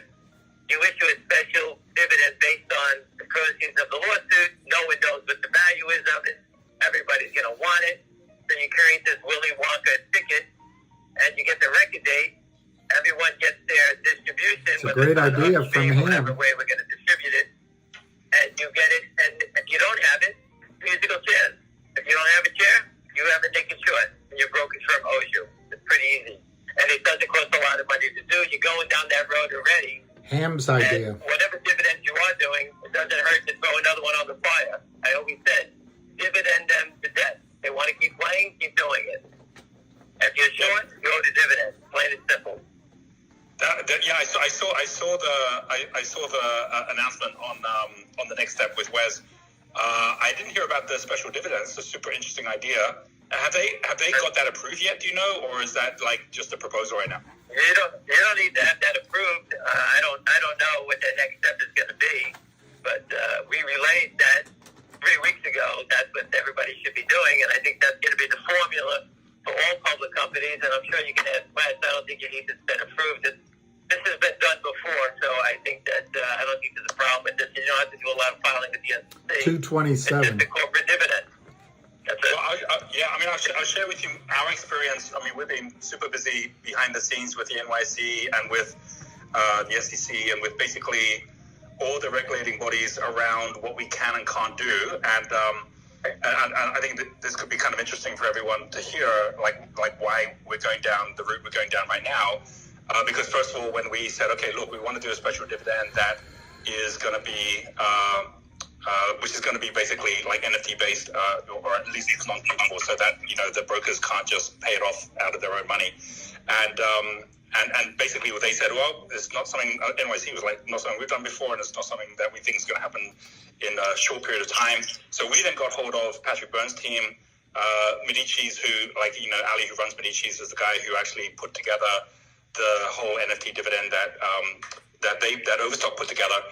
And he said, wow, no, that took us well over a year, close to 2 years. The actual cost of building it at that point and putting it together and the legal fees was a couple of $1 million. And so he's like, and that was a one-off and it didn't work the way we thought it would work. And so it was super interesting going through that process and going, wow, going through that route of doing something which is going to be, NYC compliant is going to be taking a long time. When we looked and said, okay, what else can we do? We said, well, what if we did something like a spinoff? They said, well, we do a whole bunch of them. So that's possible. You just got to make sure it's working for the laws of your country. We're registered in Singapore. So we went through with the lawyers there and they said, yeah, we could actually do that within 3 months. And we're like, okay, so we're just building out a timeline. We're saying, okay, what else can we do? And then that's where the NFT coupon came along, which we can do within 30 days. This idea of doing a special dividend, which could be in the form of, let's say, preference shares, because again, if it was just cash, brokers. These are all things GTI did because of him. Pay it out anyway. But, 222 down 15 which is somehow blockchain linked on less than 40,000 shares, or preference share that needs to be 50,000 issued, then that's doable. But again, that will take some time too. So what's really interesting is that, exactly as you say, this is not about a one bullet, right? It's about an ongoing series of different strategies so they don't know what's coming next. And if everything we do is of benefit to our investors long term, and they know we're going to keep on doing it, even if there's no short sellers anymore, even if they go pick on someone else, why not do it anyway, right? Because it means that we're going to keep on giving value to our investors in different forms. And we're exploring all those different forms that are going forward right now. So this has been a very interesting part of the journey, making decisions on what we do based on the time frame of how long it takes to put these things in place. Roger, I'm going to get you the documentation on a company that did this before, and it'll make it nice and easy for you. And I think I don't think the time frame that you think about is. I think you can. Ham knows what he's talking about. This guy's new to it. It's really just He's pretending to be a genius. So I'll get that information to you, and hopefully you can move it along. All right? That'll be great. Yeah, I appreciate that. That's awesome. Amazing. Thank you, Ham. Roger, I just had a quick question for you. A lot of people have asked, as more and more companies sign on with Share Intel, do they have scalability to handle this inflow of business? Are they starting to put Share people Intel off, 3-4 came from Wes, months at a time? and it came from do you have any Ham. thoughts on their scalability? Yeah, well, I mean, the great thing about both what David has and also what Tom has is a system, right? And the system already is tracking. Ham's been friends with Tom for years. And so, if they're working with 10 companies, they're working with 100 companies, working with 1,000 companies, it really is no difference in terms of the system doing the work, which is the good news, right? That it can scale. Obviously, the bigger issue is kind of looking after everyone and having the front end to do it, because both David and Tom are very much like Wes. They're very much hands-on. So they're going to have to build their teams. But that's the good news. I mean, that's a good problem to have, right? So I think that the fact that this is happening, they're not complaining about it at all. And if anything, they're feeling okay, this is 20 years of work, 25 they're pounding years of it work to actually now. get to a place where there's now a momentum. 500 shares at a time, numbers. 700 shares. See every single day there's new announcements of new companies that are joining. But some buying just came in. in. Really exciting, because when I started looking into it 6 months ago, there was just a few companies that I could even find that were in this space. So there's been a huge change just within 6 months.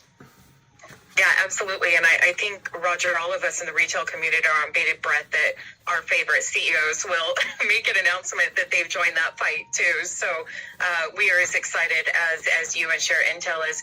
Do you by any chance know if they are moving for future down the road to maybe a licensed or a subscription software where CEOs or IT professionals within those companies can monitor the systems themselves? Or like you said, are they hands-on and will continue to monitor within their own company? Boy, they're hitting it. 100 shares. I don't know the answer to that. 100. But I do think as time goes on, they're going to want to help as many people as possible, right? So if there is a smarter way to do it. In the interview I had with them, I was really curious. Basically, one of my big questions was, as a CEO of a public company, one of the biggest hoops we had to jump through was making sure that we were audited to the nth degree, not just our financials, but our data as well. He's right about that. Well, so what do you think the reason is that, SEC requires every company to have such tight internal controls and audits to make sure that there's zero chance of theft or fraud that isn't going to be caught. But there is nothing like the same level of scrutiny when it comes to the external threats. Brokers don't need to be audited. He's the same right way. about that. It's like there's so much. In fact, it's the opposite. It's a almost very like good everything's point. more opaque than ever. They give their opinion as to why they think that is, and I'm sure everyone on this call also Very has good their own point. opinion why this is as well. But there's no question it is a massively double standard that's going on between what CEOs and companies need to do versus what the actual financial industry that then basically trades in their shares gets to do. And if we want to get new shares in our company, we've got to go through so many steps to do that.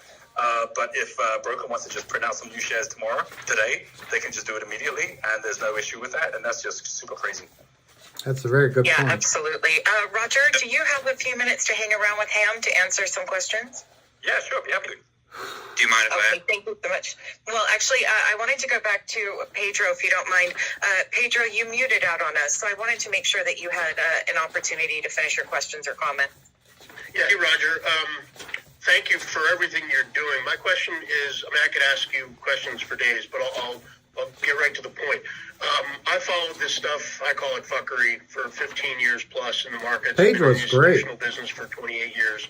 And just like Ham, followed this stuff for a long time. And I still talk to several, not many, but 2 or 3 small cap, micro cap CEOs. And number one, I applaud you for saying all the quiet things out loud. I don't think, maybe you're so new to it that you're just a bull in the china shop, which is fantastic. And just learning from him. How scared CEOs have been over the years to even utter the words naked shorting or Pedro's manipulation great. or I like this Pedro. and defending their currency.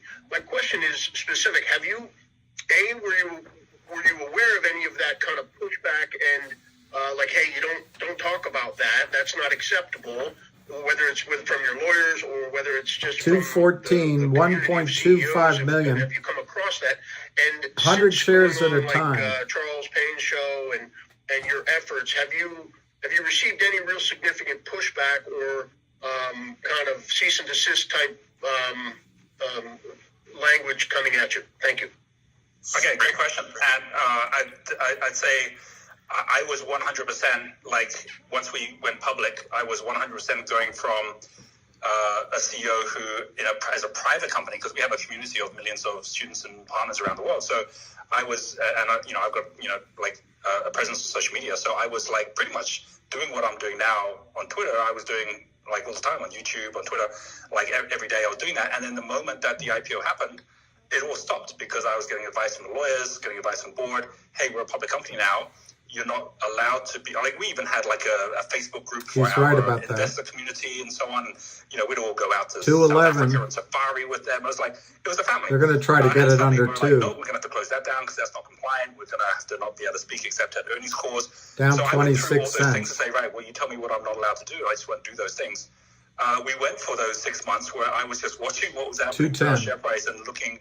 And I had so many investors contact me and say, Roger, what's going on? I said, I can't actually tell you over the phone. I can't even give you an idea, or because I'm showing to all shareholders saying, you're going to come to the earnings call, ask it publicly. It was heartbreaking, right? Because people want communication, and that was the way I always was. And it really came to one final conversation once we realized things were going on, where I said, look, we have to do this differently because we're down to 30 cents a share. Do you want to keep on going till we're down to 5 cents a share? At what point can I actually speak about how ridiculous this is? And this is happening to us. He's right about the that. reason of why we even went public in the first place. All right, the buying's I'll tell coming you how in. crazy it was. Right A down lot of buying. to when I said, okay, in January, I'm 212. going to speak again to the shareholders, but we're going to actually make it where it's not at a 215. just the analyst that can speak. Everyone can speak. We're going to do this as a Zoom call. That was how we did the first one in January. 216. And it was minutes before the call 217. where I said, I need to have the 5,000. chat on so everyone can chat. And there was all this discussion happening. The IR team and everyone says, no, you can't have the chat on because if people are chatting, you're just going to kind of run your mouth. And I said, look, if I can't, no one's going to trust anything I say because they themselves want to be able to have a communication. 218. So we actually did turn it on. And that what I said is, look, if you don't turn it on, then I'm going to be just tweeting on Twitter anyway. So they said, okay, we'll turn it on. So they turned it on. And as it was, everyone was so supportive. Everyone's like, what can we do? Everyone was like, look, let's go get them. And it was from that it was actually on that call when I brought Wes on, and he 219. He talked to my investors, and afterwards I said to Wes, can I put this on YouTube, right? And that was really like where I then started getting more active and saw that there was a much bigger problem here that everyone else was having as well. So that really is my where understanding I said, is Ham introduced Wes to him. Like that we're not allowed to really speak outside of any calls or press releases. But for me, I believe that, and again, if you say the second part of the question, are we being scrutinized? Are we being? Yes, we are, right? We are being scrutinized, and I can't go into details of what is happening to us. 1.3 million shares. But I can tell you, it's not as blatant as what happened 3,000 at 220. where SEC set up an investigation on him and so on. I know it's still early days for us. It's 222, but 226. If I had to choose between being compliant to everything that's required, which I believe I still am. I'm not going out with any forward earnings that isn't being reported. I'm not saying anything in ways that everyone can't access. So I'm going to make sure I keep doing that so that there's no reason that 225 anyone comes and says I'm doing anything wrong. But at the same time, while that's happening, there's no question that there are, especially with our ex-deputy director of the FBI, there are connections and people that we're now speaking to where it is possible that things are actually going to start happening even within the government. So I'm looking forward to this year to see how these different That's pretty good that areas he's will willing to start kind of speak, playing out together between what's happening even though his lawyers say blockchain, don't. what's happening That's with good. Regulations, what's happening with the investor community, what's happening with CEOs. It's all kind of coming to a head. But it does mean that CEOs have to kind of unlearn what they learned and start thinking differently. And I believe that these short sellers and anything illegal is happening on a day-by-day basis. And so CEOs should also be thinking and communicating on a day-by-day basis as well. I honestly, I hope you understand and appreciate just how you're breaking the glass ceiling here in such a big way. I had one CEO, then I'll move on to let someone else ask a question, but I had one CEO of a microcap company tell me it felt like robbers came into his house, duct taped him to his kitchen chair, and just slowly took everything out of his house, and he couldn't say a thing. That's how he felt when his company was getting the same thing that happened to you was happening to his company.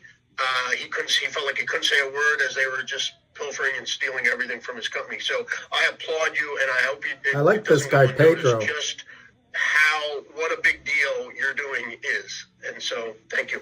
This guy And Pedro. I want to add one extra piece into this as well. I think this is really important as well. Is that so many people have been reaching out to me. 223. But that includes the New York Stock Exchange, right? So while the New York Stock Exchange wants to make sure we're compliant, we're doing everything right, they really pulled it out to get a team on to support what we wanted to do with the NFT coupon. Had listings, contacted. NFT coupon was Ham's idea of what we can do to work together. So on the one hand, they all also are very aware that there's a challenge that they want to be part of the solution on. And secondly, in Wall Street itself, there are so many different investment banks, brokers, companies that have been also reaching out and saying, hey, it's about time someone's doing something about this. So no one wants to talk about it in Wall Street, but we've also had a lot of messages from people who I believe are the good guys, right, that actually want to see this a change as well. So I think 223, 223. Us against Wall Street, it's us against the bad actors on Wall Street. But there's bad actors across everything, even retail investors, even CEOs. Like some of them are bad, right? But if we can actually all get the good guys together across all levels, then I really think something can happen. Thank you. Thank you so much, Roger. Ham, did you want to chime in on Roger's comments? Well, the one thing that everyone should understand, Roger, is that how does the tail wag the dog? Or the dog wag the tail? How is the stock settlement system controlling your public company?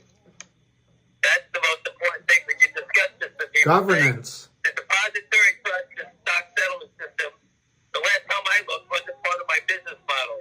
How do they control us? How does that control public companies? They just We hit don't it. own it, don't profit from it, yet they control our stock. They hit it 20 times at 100 shares. And you do speak with FBI and SEC, this is what I've always told them.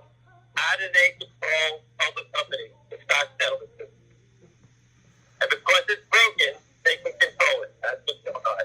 And that's important to all your shareholders and all of your friends who own the stock saying what's going on. You say I don't know. And that's because they're controlling what's going on here. They're flooding the market with shares. No one settles them. Has nothing to do whether you have a good day or a bad day in the office with your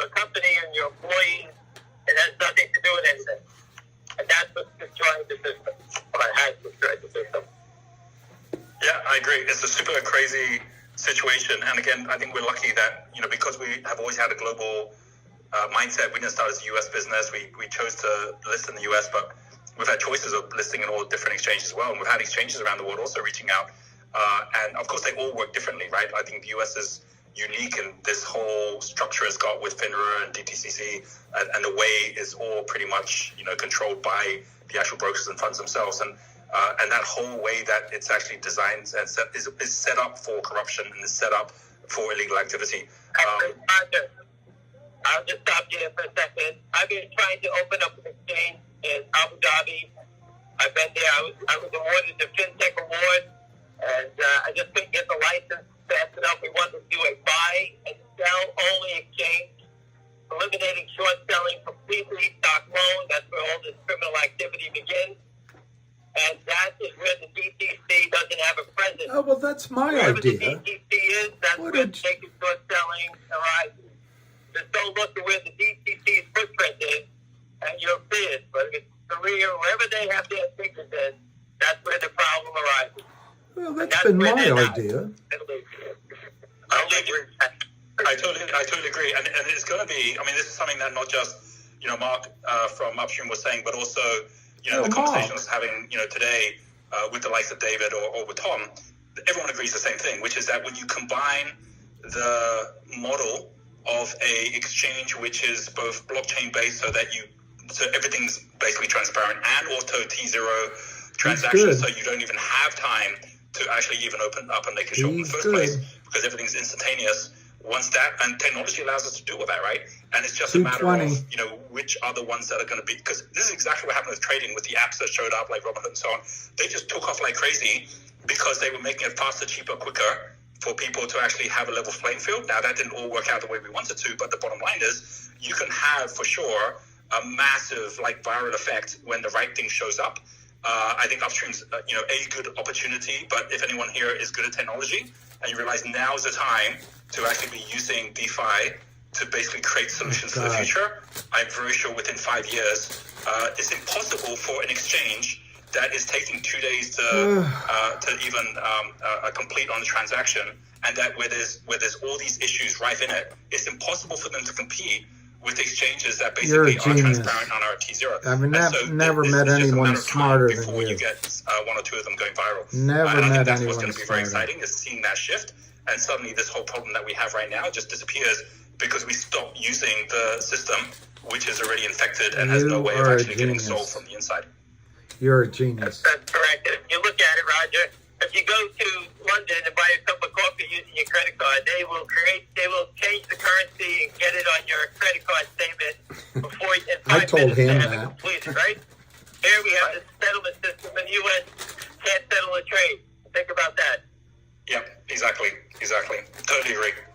And I just want to say, Ham, as well, because not everyone knows, you were one of the first to reach out to me when I was totally green on this, and I just posted the Wes video, and I was suddenly getting this inundation of people showing up and saying welcome to the fight. And you and I had that conversation early on where you gave me basically these different ideas, which actually is a large part of why I'm doing quite a number of things I'm doing right now as well. So I just want to say big thanks to you as well for basically stepping out and saying, all right, I'm gonna keep on sharing what I can share. And I loved your whole story, which you shared as to why you don't use your real name, and basically that whole you've been here since the very beginning of this, right? So I think that's awesome. Credit.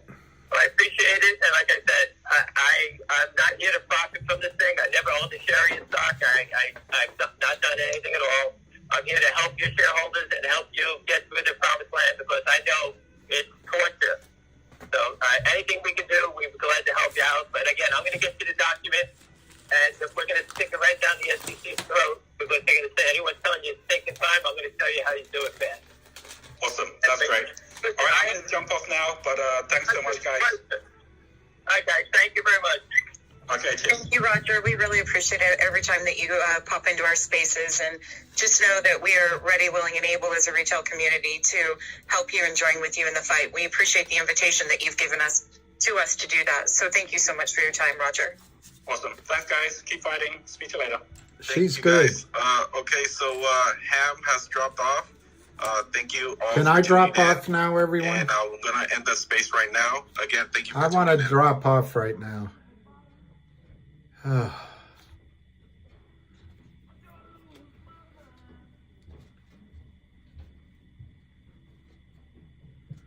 Yeah, he finally gave Ham some credit. I've never I got to keep my mouth shut. I'm just going to keep my mouth shut. How long can the shorts keep GTII down? Who is this asking? Son. I think what you're seeing today, and I wanted to ask Ham that, but the connection was so bad. I think what you see today, saw today, was a manipulation by the shorts to keep the stock down. I think there's some trouble brewing in the background. I don't totally agree with someone earlier. I don't know if it was Matt or David, said it was across the whole over the counter. It might have started out that way, but by the end of it, it was just these few stocks that seemed to be in trouble. So I think it was shorts manipulating it, and I think it was Son that pointed out that it might be because Alpine's in trouble. We will know. I had a client. Really, I did. I had a client. Anyway, she would call me up. I think I told you about her before. Bill, why is the market down 1,000 points? And I would say, I really don't know, Lily, but you'll read about it in the paper tomorrow morning. She would laugh, and that's why she stuck with me. I've never heard a broker say that before. I said, well, no one knows. And that's what's going to happen.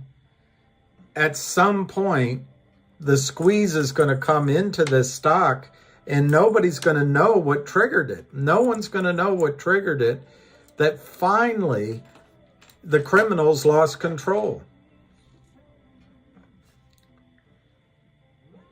Big Orange. Big Orange. I like the cut of your jib. That's all that gets me upset. Is this guy comes in, he's been fighting for 2 weeks, and it's all about him. And I'm sure he's great. He made some good points, by the way. But there's plenty of public companies out there. But Ham is the one that, I know, Ham gave him the ideas. And all of a sudden it's me, I. Anyway, I'm a petty person, I guess. So don't listen to me. But it just annoys me that Ham quietly works I'm telling you, that guy gets up at 6, he works late into the night, and it's all for you, and he never asks for any credit.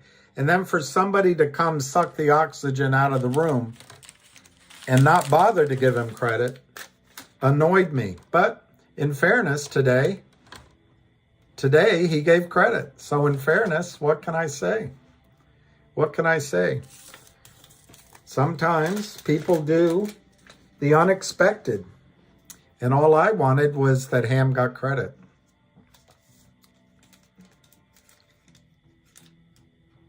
Well, I think it was order imbalance. That's what they're going to, if anyone challenges them, they'll say it's order imbalance. But the one thing I want you all to realize, there's huge amounts of money involved here. You can't trust anybody. You can trust Ham, and I don't think you can trust anybody associated with COSM. I won't name names because they've shown their stripes. But I'm always willing to see that they may change and get with the program. But COSM sucked 30-40 million out of your pockets and gave it to the shorts. So gave shares to the shorts. And you're going to say, how do you know that? Well, you don't exactly know, but it happened so quickly. And who had that kind of cash? The shorts. So my point is, Song, you can't trust what's going on with anyone. So I think they'll say order imbalance was what caused it this morning. But the fact is, I think, I was trying to explain it to you, and it's something that it's something that I knew a little bit about, but Ham fully educated me on, is when stocks, when the criminals short the stock here, and Alpine guarantees it, or Kurt Kramer guarantees it, they short it down to here. Then they cross trades here. They cross, which is illegal, and they lie about it, and they do it amongst themselves. Well, there's that much spread. So criminal number one can book that much spread. Where do they stuff those trades? Who the hell knows? It might be to clean clients. Thank you, Ramiro Garcia. Mucho gracias. That basically gets my full Spanish vocabulary, but I am trying to learn. Next door, I'm learning things like caliente and now I forget how you say and you. Good day. All those things I'm learning. Well, you know what, Corletto 46, you're absolutely right, and it's where I'm unfair. One thing he's doing, Corletto, you're absolutely right, is as a CEO, he has credibility that many people don't have. He has access to, I guess, systems and maybe journalists that others may not quickly have. And if as CEO, he's actually causing other CEOs to, the wall starts to break, you're absolutely right, Corletto. You're absolutely right. And what Corletto said, just so you guys know if you're only listening, he said everyone deserves credit. He's been going hard, even if it's only for a few weeks. His position as CEO helps the cause. Absolutely correct. And I stand both corrected and I hope politely put in my place, because you're absolutely right about that. And I can't argue with you. How do you love your life if you... Oh, I'm not asking for credit, Sharon. Sharon, I'm actually not asking for credit, and that's the problem. Whoever it was here, a big orange, got me right away. I was more concerned that I'm always careful to credit where I hear an idea, where I've been trained, who helped me. And I just think he gave credit to Tom Ronk and to Sharon Tell, but both of those, specifically Tom Ronk, I think Sharon Tell might have come through Wes Christian, but Wes Christian and Ham and Sharon and Tom Ronk, long-time relationships that Ham just gave freely. And I just think Ham deserves credit. So that's my workup, is more about Ham than me. I recognize all my failings. I think I know them all. And I am trying to help, but I don't think I deserve credit. In fact, I think your community, everybody that comes on here and stays together and talks with each other. The one thing I want to try to do is make sure, like Ham said, that we stick together. And the reason focusing, here's one, I wrote it down. Maybe you picked up on it. And this guy, Pedro, impressed me very, very much. If any of you know Pedro, I'd love to talk to him. But he mentioned an article about the Caribbean island. I didn't get the full title. But he said that what these criminals do is they sell so much currency. Oh, I forgot the question I wanted to ask Ham online. Oh, well. When the mic kept going out, I lost my concentration. Anyway, they create so much currency, the companies, go into zombie land. So what he went on to say is, with all this attention, maybe in the next year, we might have a movement in the market we haven't seen in 30 years. And the thing I wanted to tell all of you guys when I heard that is, when people say something like that, smart people, based on evidence that they see, the market always moves more quickly. If smart people are noticing something a year down the road, 6 months down the road, the market moves more quickly. That's what I wanted to tell you. So don't worry about 6 months or a year. But on the negative, what are the negatives? I'm really concerned about his point, which is accurate, that there's not enough money to solve this problem all at once. So I hope that we get our squeeze before they decide to solve the whole problem. And these are reasons that I keep coming back to focusing on one or two stocks rather than going into the global fight. I love the idea of the global fight, but let's hit GTII, let's hit CRTD. And I'm not limiting it just to those. Maybe it's Finger, maybe it's DBMM, maybe it's Logic, maybe it's Wolf, maybe it's Finger. I already said Finger. Maybe it's GoLogic. Maybe it's maybe this CLNV maybe is good. I don't know. But I'd like you all to make money. What is the real-time volume? 1.4 million. 1,401,168 shares. Last trade 19. Hey, West Virginia, what are you asking about GTII?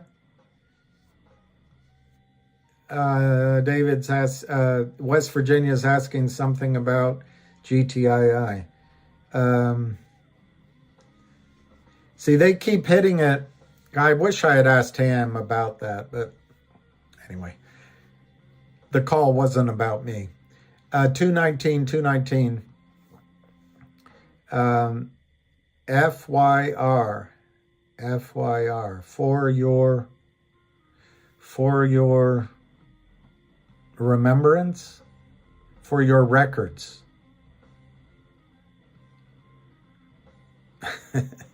E Corletto. I don't know what it means, FYR.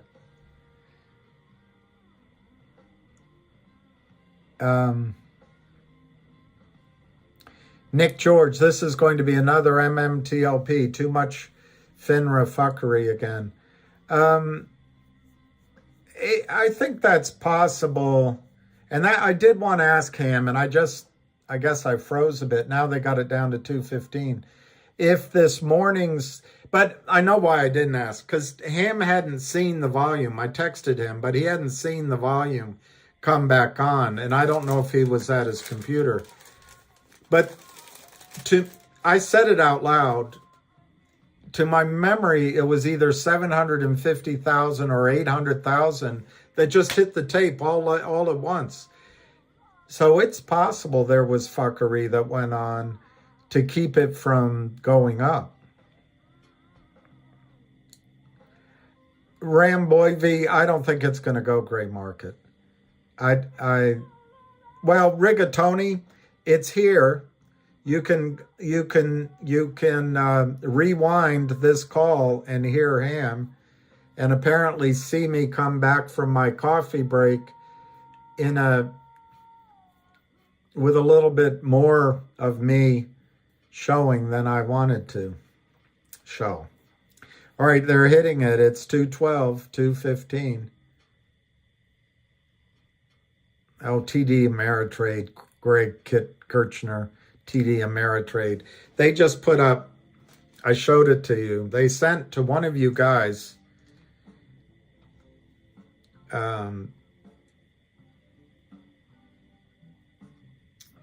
a longtime supporter of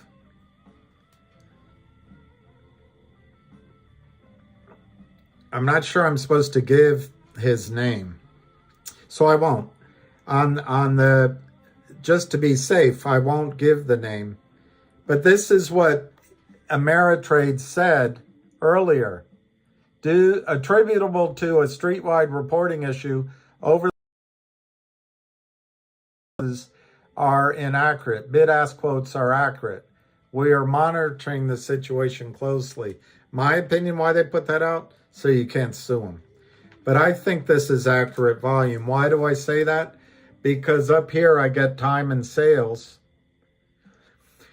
I actually, you know what? I don't know when that was put out, because I was getting time and sales when it said 0 volume.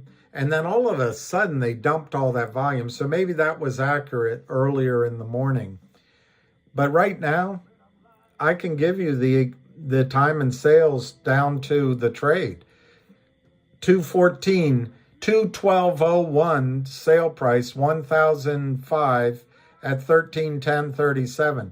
214, 100 sold at 1310.42 for 214. I mean, it's all there. So I think the volume I'm seeing is real volume. Last trade 213.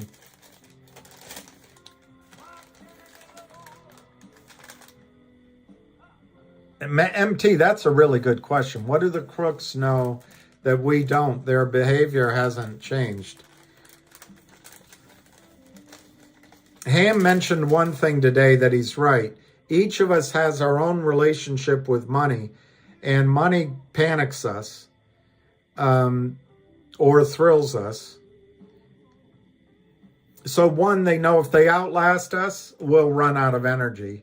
Two, they know that as apparently when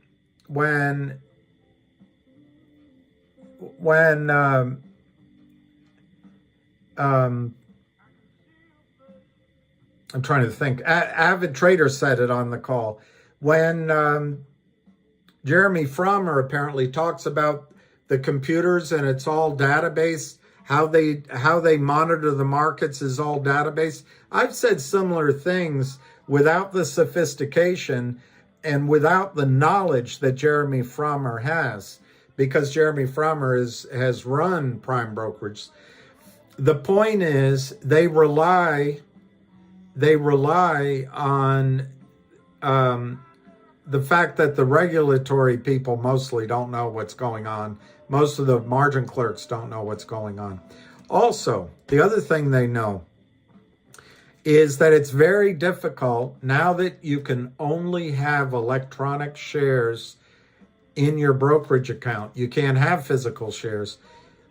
They know it's really difficult to cause a run on the bank, so to speak, to get physical shares out. So the odds of a short squeeze are really low. So when they run, for example, Cosmo up to 24, they know they can short it back down. You've spent your money. You've already spent your money. There is nothing going on, even though Cosmo said that a reverse split and a change in name is going to cause a squeeze. It wasn't. So they knew, the shorts knew they could short it back down from 24. I wanted to ask Ham about that too, how that works out.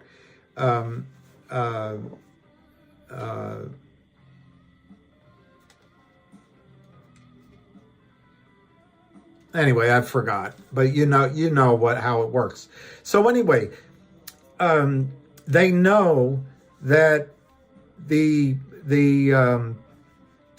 risk of a run on the bank, asking for all, they dropped in merger talks. Well, what's changed What's changed since they made that announcement? CRTD's gone down from about 80 cents to less than 60 cents, and GTII has basically doubled from $1 to $2. Well, that, in my judgment, is an effort by the shorts to busticate, as my dad said people used to say up in New York, upstate New York. I don't know. It was a long time ago, I guess, when they said it. They're trying to bust that trade. This is the games the shorts play, and they know if they're relentless and relentless and relentless and relentless, eventually we crack. And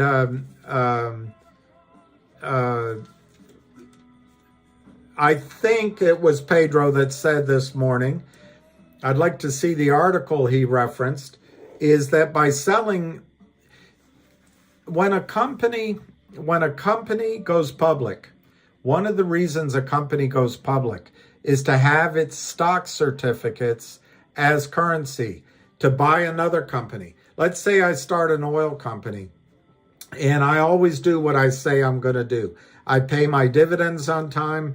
I increase my dividends every year. Whenever I go into a new project, it turns out the way I say it will. And then I keep my bank credit on. Everything is pristine. Therefore, my stock in the public market trades for a premium. I find an acquisition I want to make. And the company I want to make is beautiful. It's got everything going for it, whether it's public or private.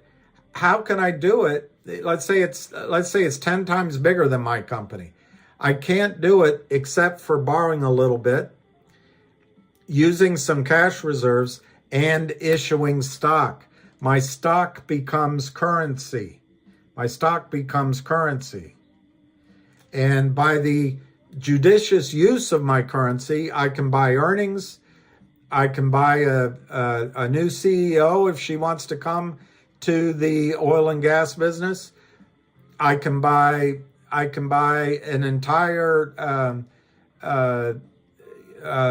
what do you call it? The seismic team, geologists I can bring in with my currency, which is stock. Well, what the shorts do, they try to devalue that currency like you live in Tanzania or Venezuela or Argentina or coming soon, the UK or the United States. They want to drive that currency down to worthless. That's one thing they know they can do just by selling. Becomes a self-fulfilling prophecy. They also know that as I think Hamilton said earlier on the call, they also know that the CEOs have to follow the rule book exactly. Everything they do, they have to check the box with the lawyers and send it through the SEC and FINRA. These guys, these criminals, know all they have to do is hit the gas pedal or the printing press and just Xerox as many fake counterfeit shares as possible. And they know the systems in place aren't going to pick up the warnings. The guys at the very top, and some are women, that come from Goldman Sachs and other places are in on it. Because stock loan and trading and margin interest, prime brokerage is a huge part of the revenue for these brokers. And remember, when you bailed out Morgan Stanley and Goldman Sachs, to name a couple, they became FDIC insured banks. So they kicked the risk out. All the risk went out of the banks to these hedge funds, to the prime brokers. They created prime brokers. So this criminality profits Wall Street. But not everyone understands it. It's just really the very top and the criminals understand it. 11,820 shares just got bought for $220, and it's all green. There's a little bit of red, but it's all green. The stock's going up 227, 224, 226, 227, 228. They just came in with 5,000 to sell at 225, but it's 228, 200, 100, 100. So they're starting to be buying. 229, 800.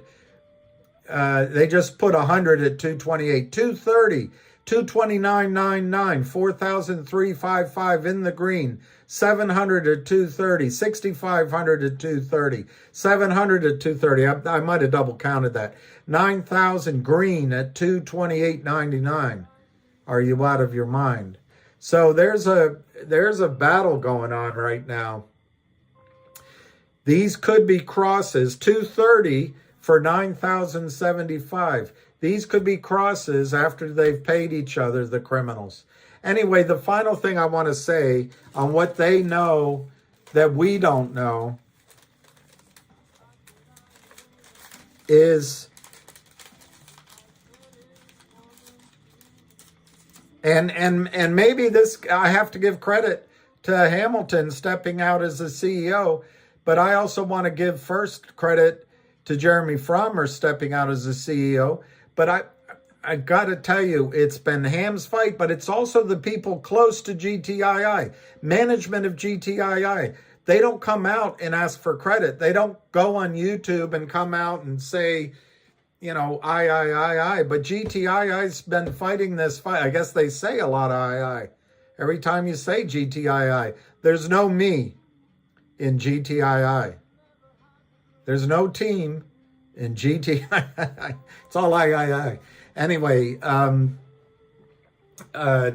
think they know that the criminals, that if the over-the-counter market's broken as a capital formation system, they know that if they can bring in a company like COSM as a client in a deal, well, that's not a good example. A company like DBMM in a deal, and they drive it down, that company is not going to have other sources of capital, so they can solve their own problem. These contracts they sign have unlimited. You cannot. You don't know the denominator. You don't know how many shares are going to exist by the time they've destroyed the companies. 4,750 at 230, going up. And the poor company is like a young woman abused by a pimp.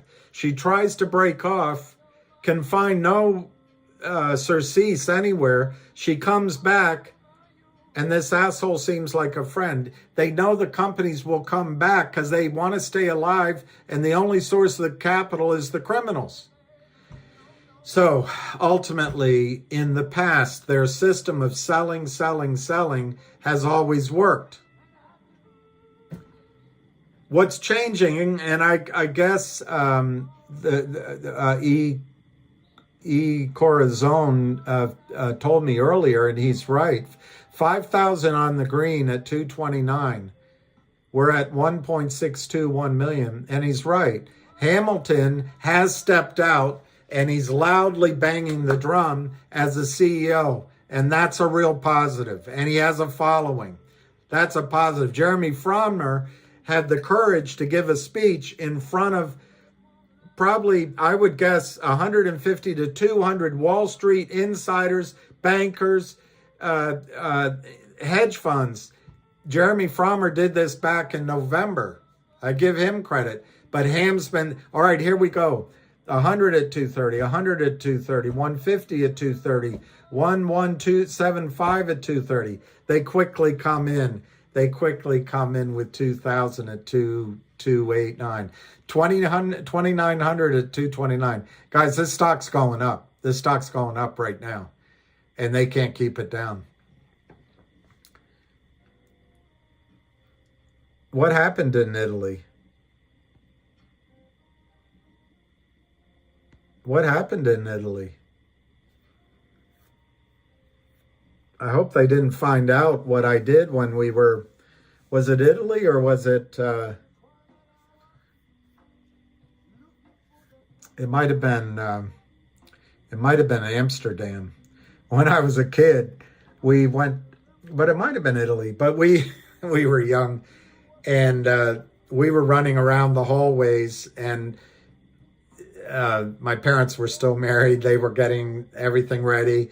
48,100 sold at 227. Sign of desperation. It also might be a cross. It might be a cross. 48,100 sold at 227. Yet the stock remains strong.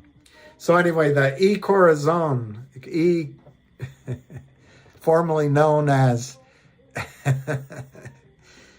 no, we were kids, but we were in the hotel, and I can still remember the hallway. I can still remember the taxi. I can still remember looking back at the cobblestone and the old front and the guy out front. But I think it was me. I did it, but I think it was me and my brother. Might have been my sister, but I think it was me and my brother. But I was the one. The bellhop's moving everything down to the taxi. We're going to catch our flight. And there was this big wheel in the hallway. And I didn't know what that wheel was. It was like like you would have on a boat. So I turned it. And I was little. I turned it enough that all of a sudden you start hearing something, and the next thing you know, through this, which had lain flat, suddenly bubbles up all the way. The hoses bubbled up, and water came gushing out onto the carpet on the hallway, and I couldn't turn it off. I guess because I was shorter than it was, and because of the force of the water, I couldn't turn it backwards. So I think it was my brother. We ran down the stairs. We didn't use the elevator. I said, "Let's go, Mike." And we ran down the stairs, ran to the cab. And as I was leaving, I could hear some yelling, which I think was in Italian. It might have been Rome. Anyway, it was one of those cities. And I was so glad we got to the airport. So I hope they haven't found, if you're asking what happened in Italy, I hope they haven't tracked that down. That was well over 55 years ago. No, it was over 50 years ago. No, it was over 55 years ago. I hope they haven't found out what happened in Italy.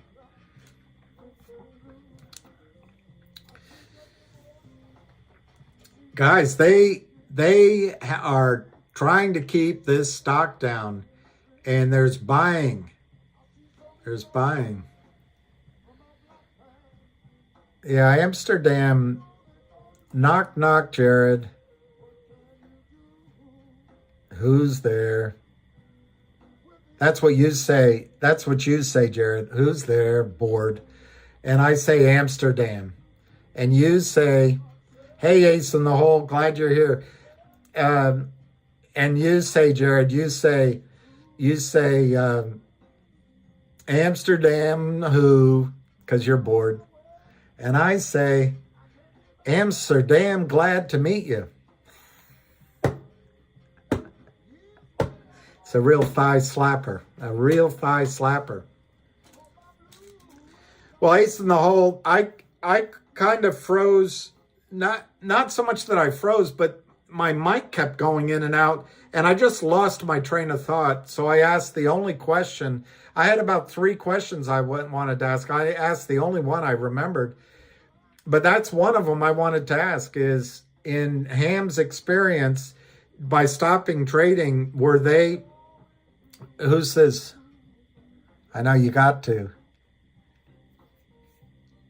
Yo, when we doing that space call to ban DL as moderator? Oh, I thought you were talking. I was going to say you can go backwards to hear the space call.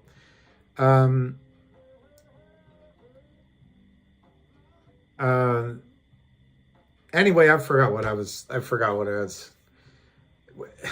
Now we're at 221. Oh, ace in the hole. That's exactly right. While the call was going on, all of a sudden, boom, it was almost somewhere around 800,000 shares volume. Boom.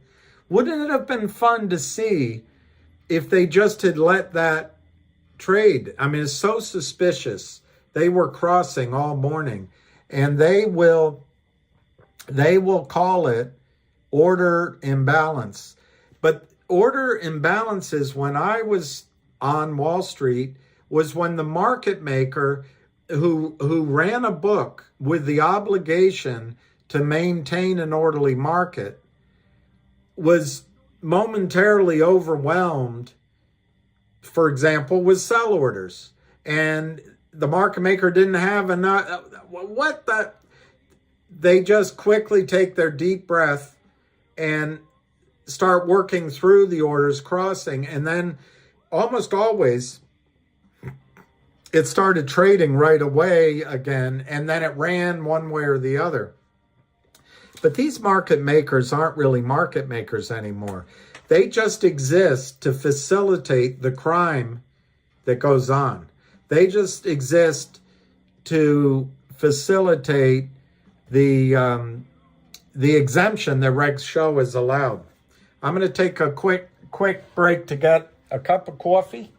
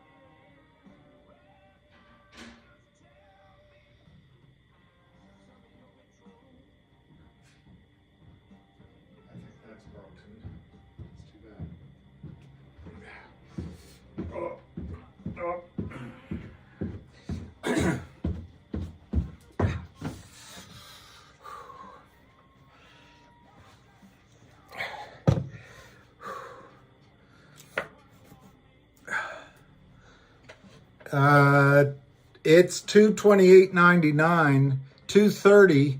It's all green, guys. All green except 100 shares in the red. 100, 100, 400, 100, 100, 100, 100, 250, 134, 100, 100, 100. And all green. And the last trade, 1,800 shares at 232.99. Of course, the 134 at 228 is some sort of communication going on. 1,800 though at 232.99 is awesome. El Corazon. I think that's broken. Too bad. 170 sold at 231. 200 at 233.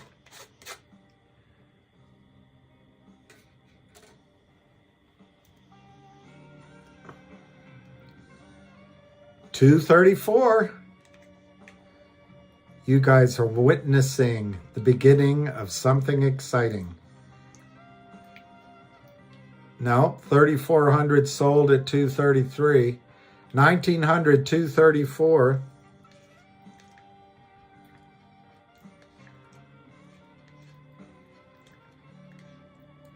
Wow, so much red. 1,000, 1,000, 1,662 at 231. Saint Louis. I think it could be 3. Is this the clodhopper that runs this channel? I haven't been called a clodhopper since I shoveled manure for farmer, I forget his name. I remember the smell of his cigars and the booze on his breath. But I'd have to shovel out horse stalls. And if there's one thing that can clean your sinuses, clean out your sinuses, it's shoveling out a horse stall. 233, 230, God, they just hit it with a lot of red. 1.742 million. 1.745 million.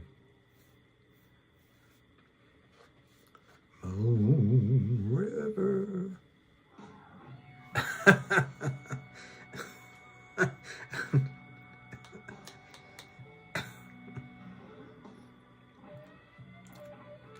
$3,000 at 230, and that's red.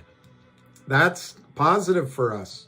When 230.5 is in the red, that means they sold it from higher.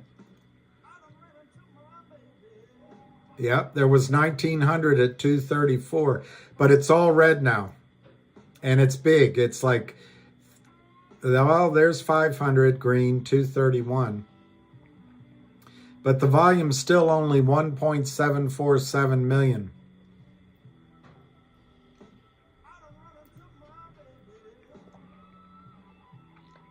Here comes green.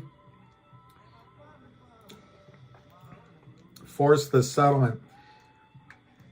You rang. La Liga.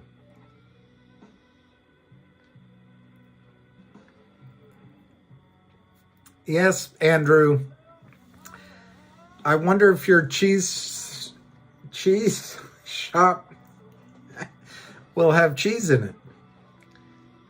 Because it seems this shop is, how did he put it? Is bereft of cheese. That's it. It's certainly uncontaminated with any cheese.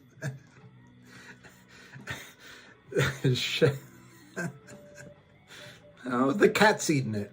Does your shop in fact sell cheese? Oh yes, sir. Oh yes, sure. Finest in the district.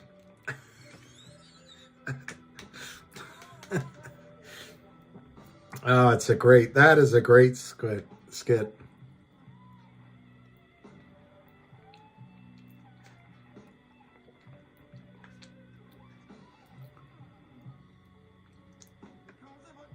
Well, it's now exactly, 60 shares now. 1,750,060 shares. at 231. It's all green except for one trade of 1,000. And if it goes green one more time, it'll be all green on my screen. So 500, 100, 100, 100, 500, 100, 100, 100, 18,240, all green, all 231.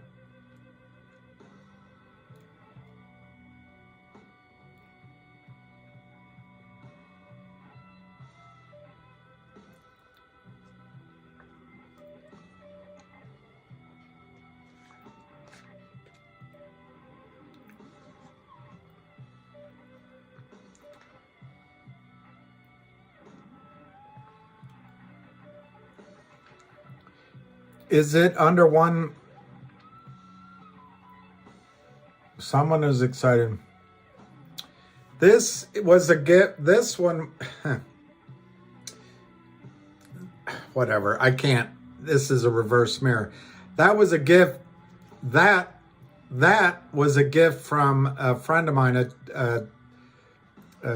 who was born in China and now lives here with her husband.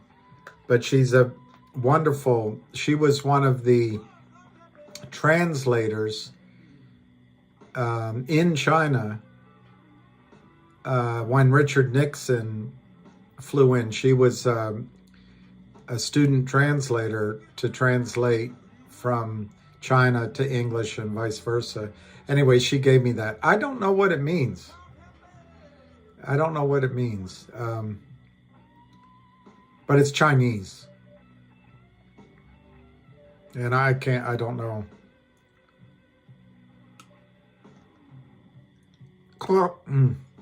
Coffee from an Australian company, Bluestone. And I don't know where the coffee itself comes from. It says it's packaged and roasted in Boston, but apparently comes from around the world. But the company is Australian that I buy it from. Oh, that'd be great. I'll do that. Maybe I can do it right now.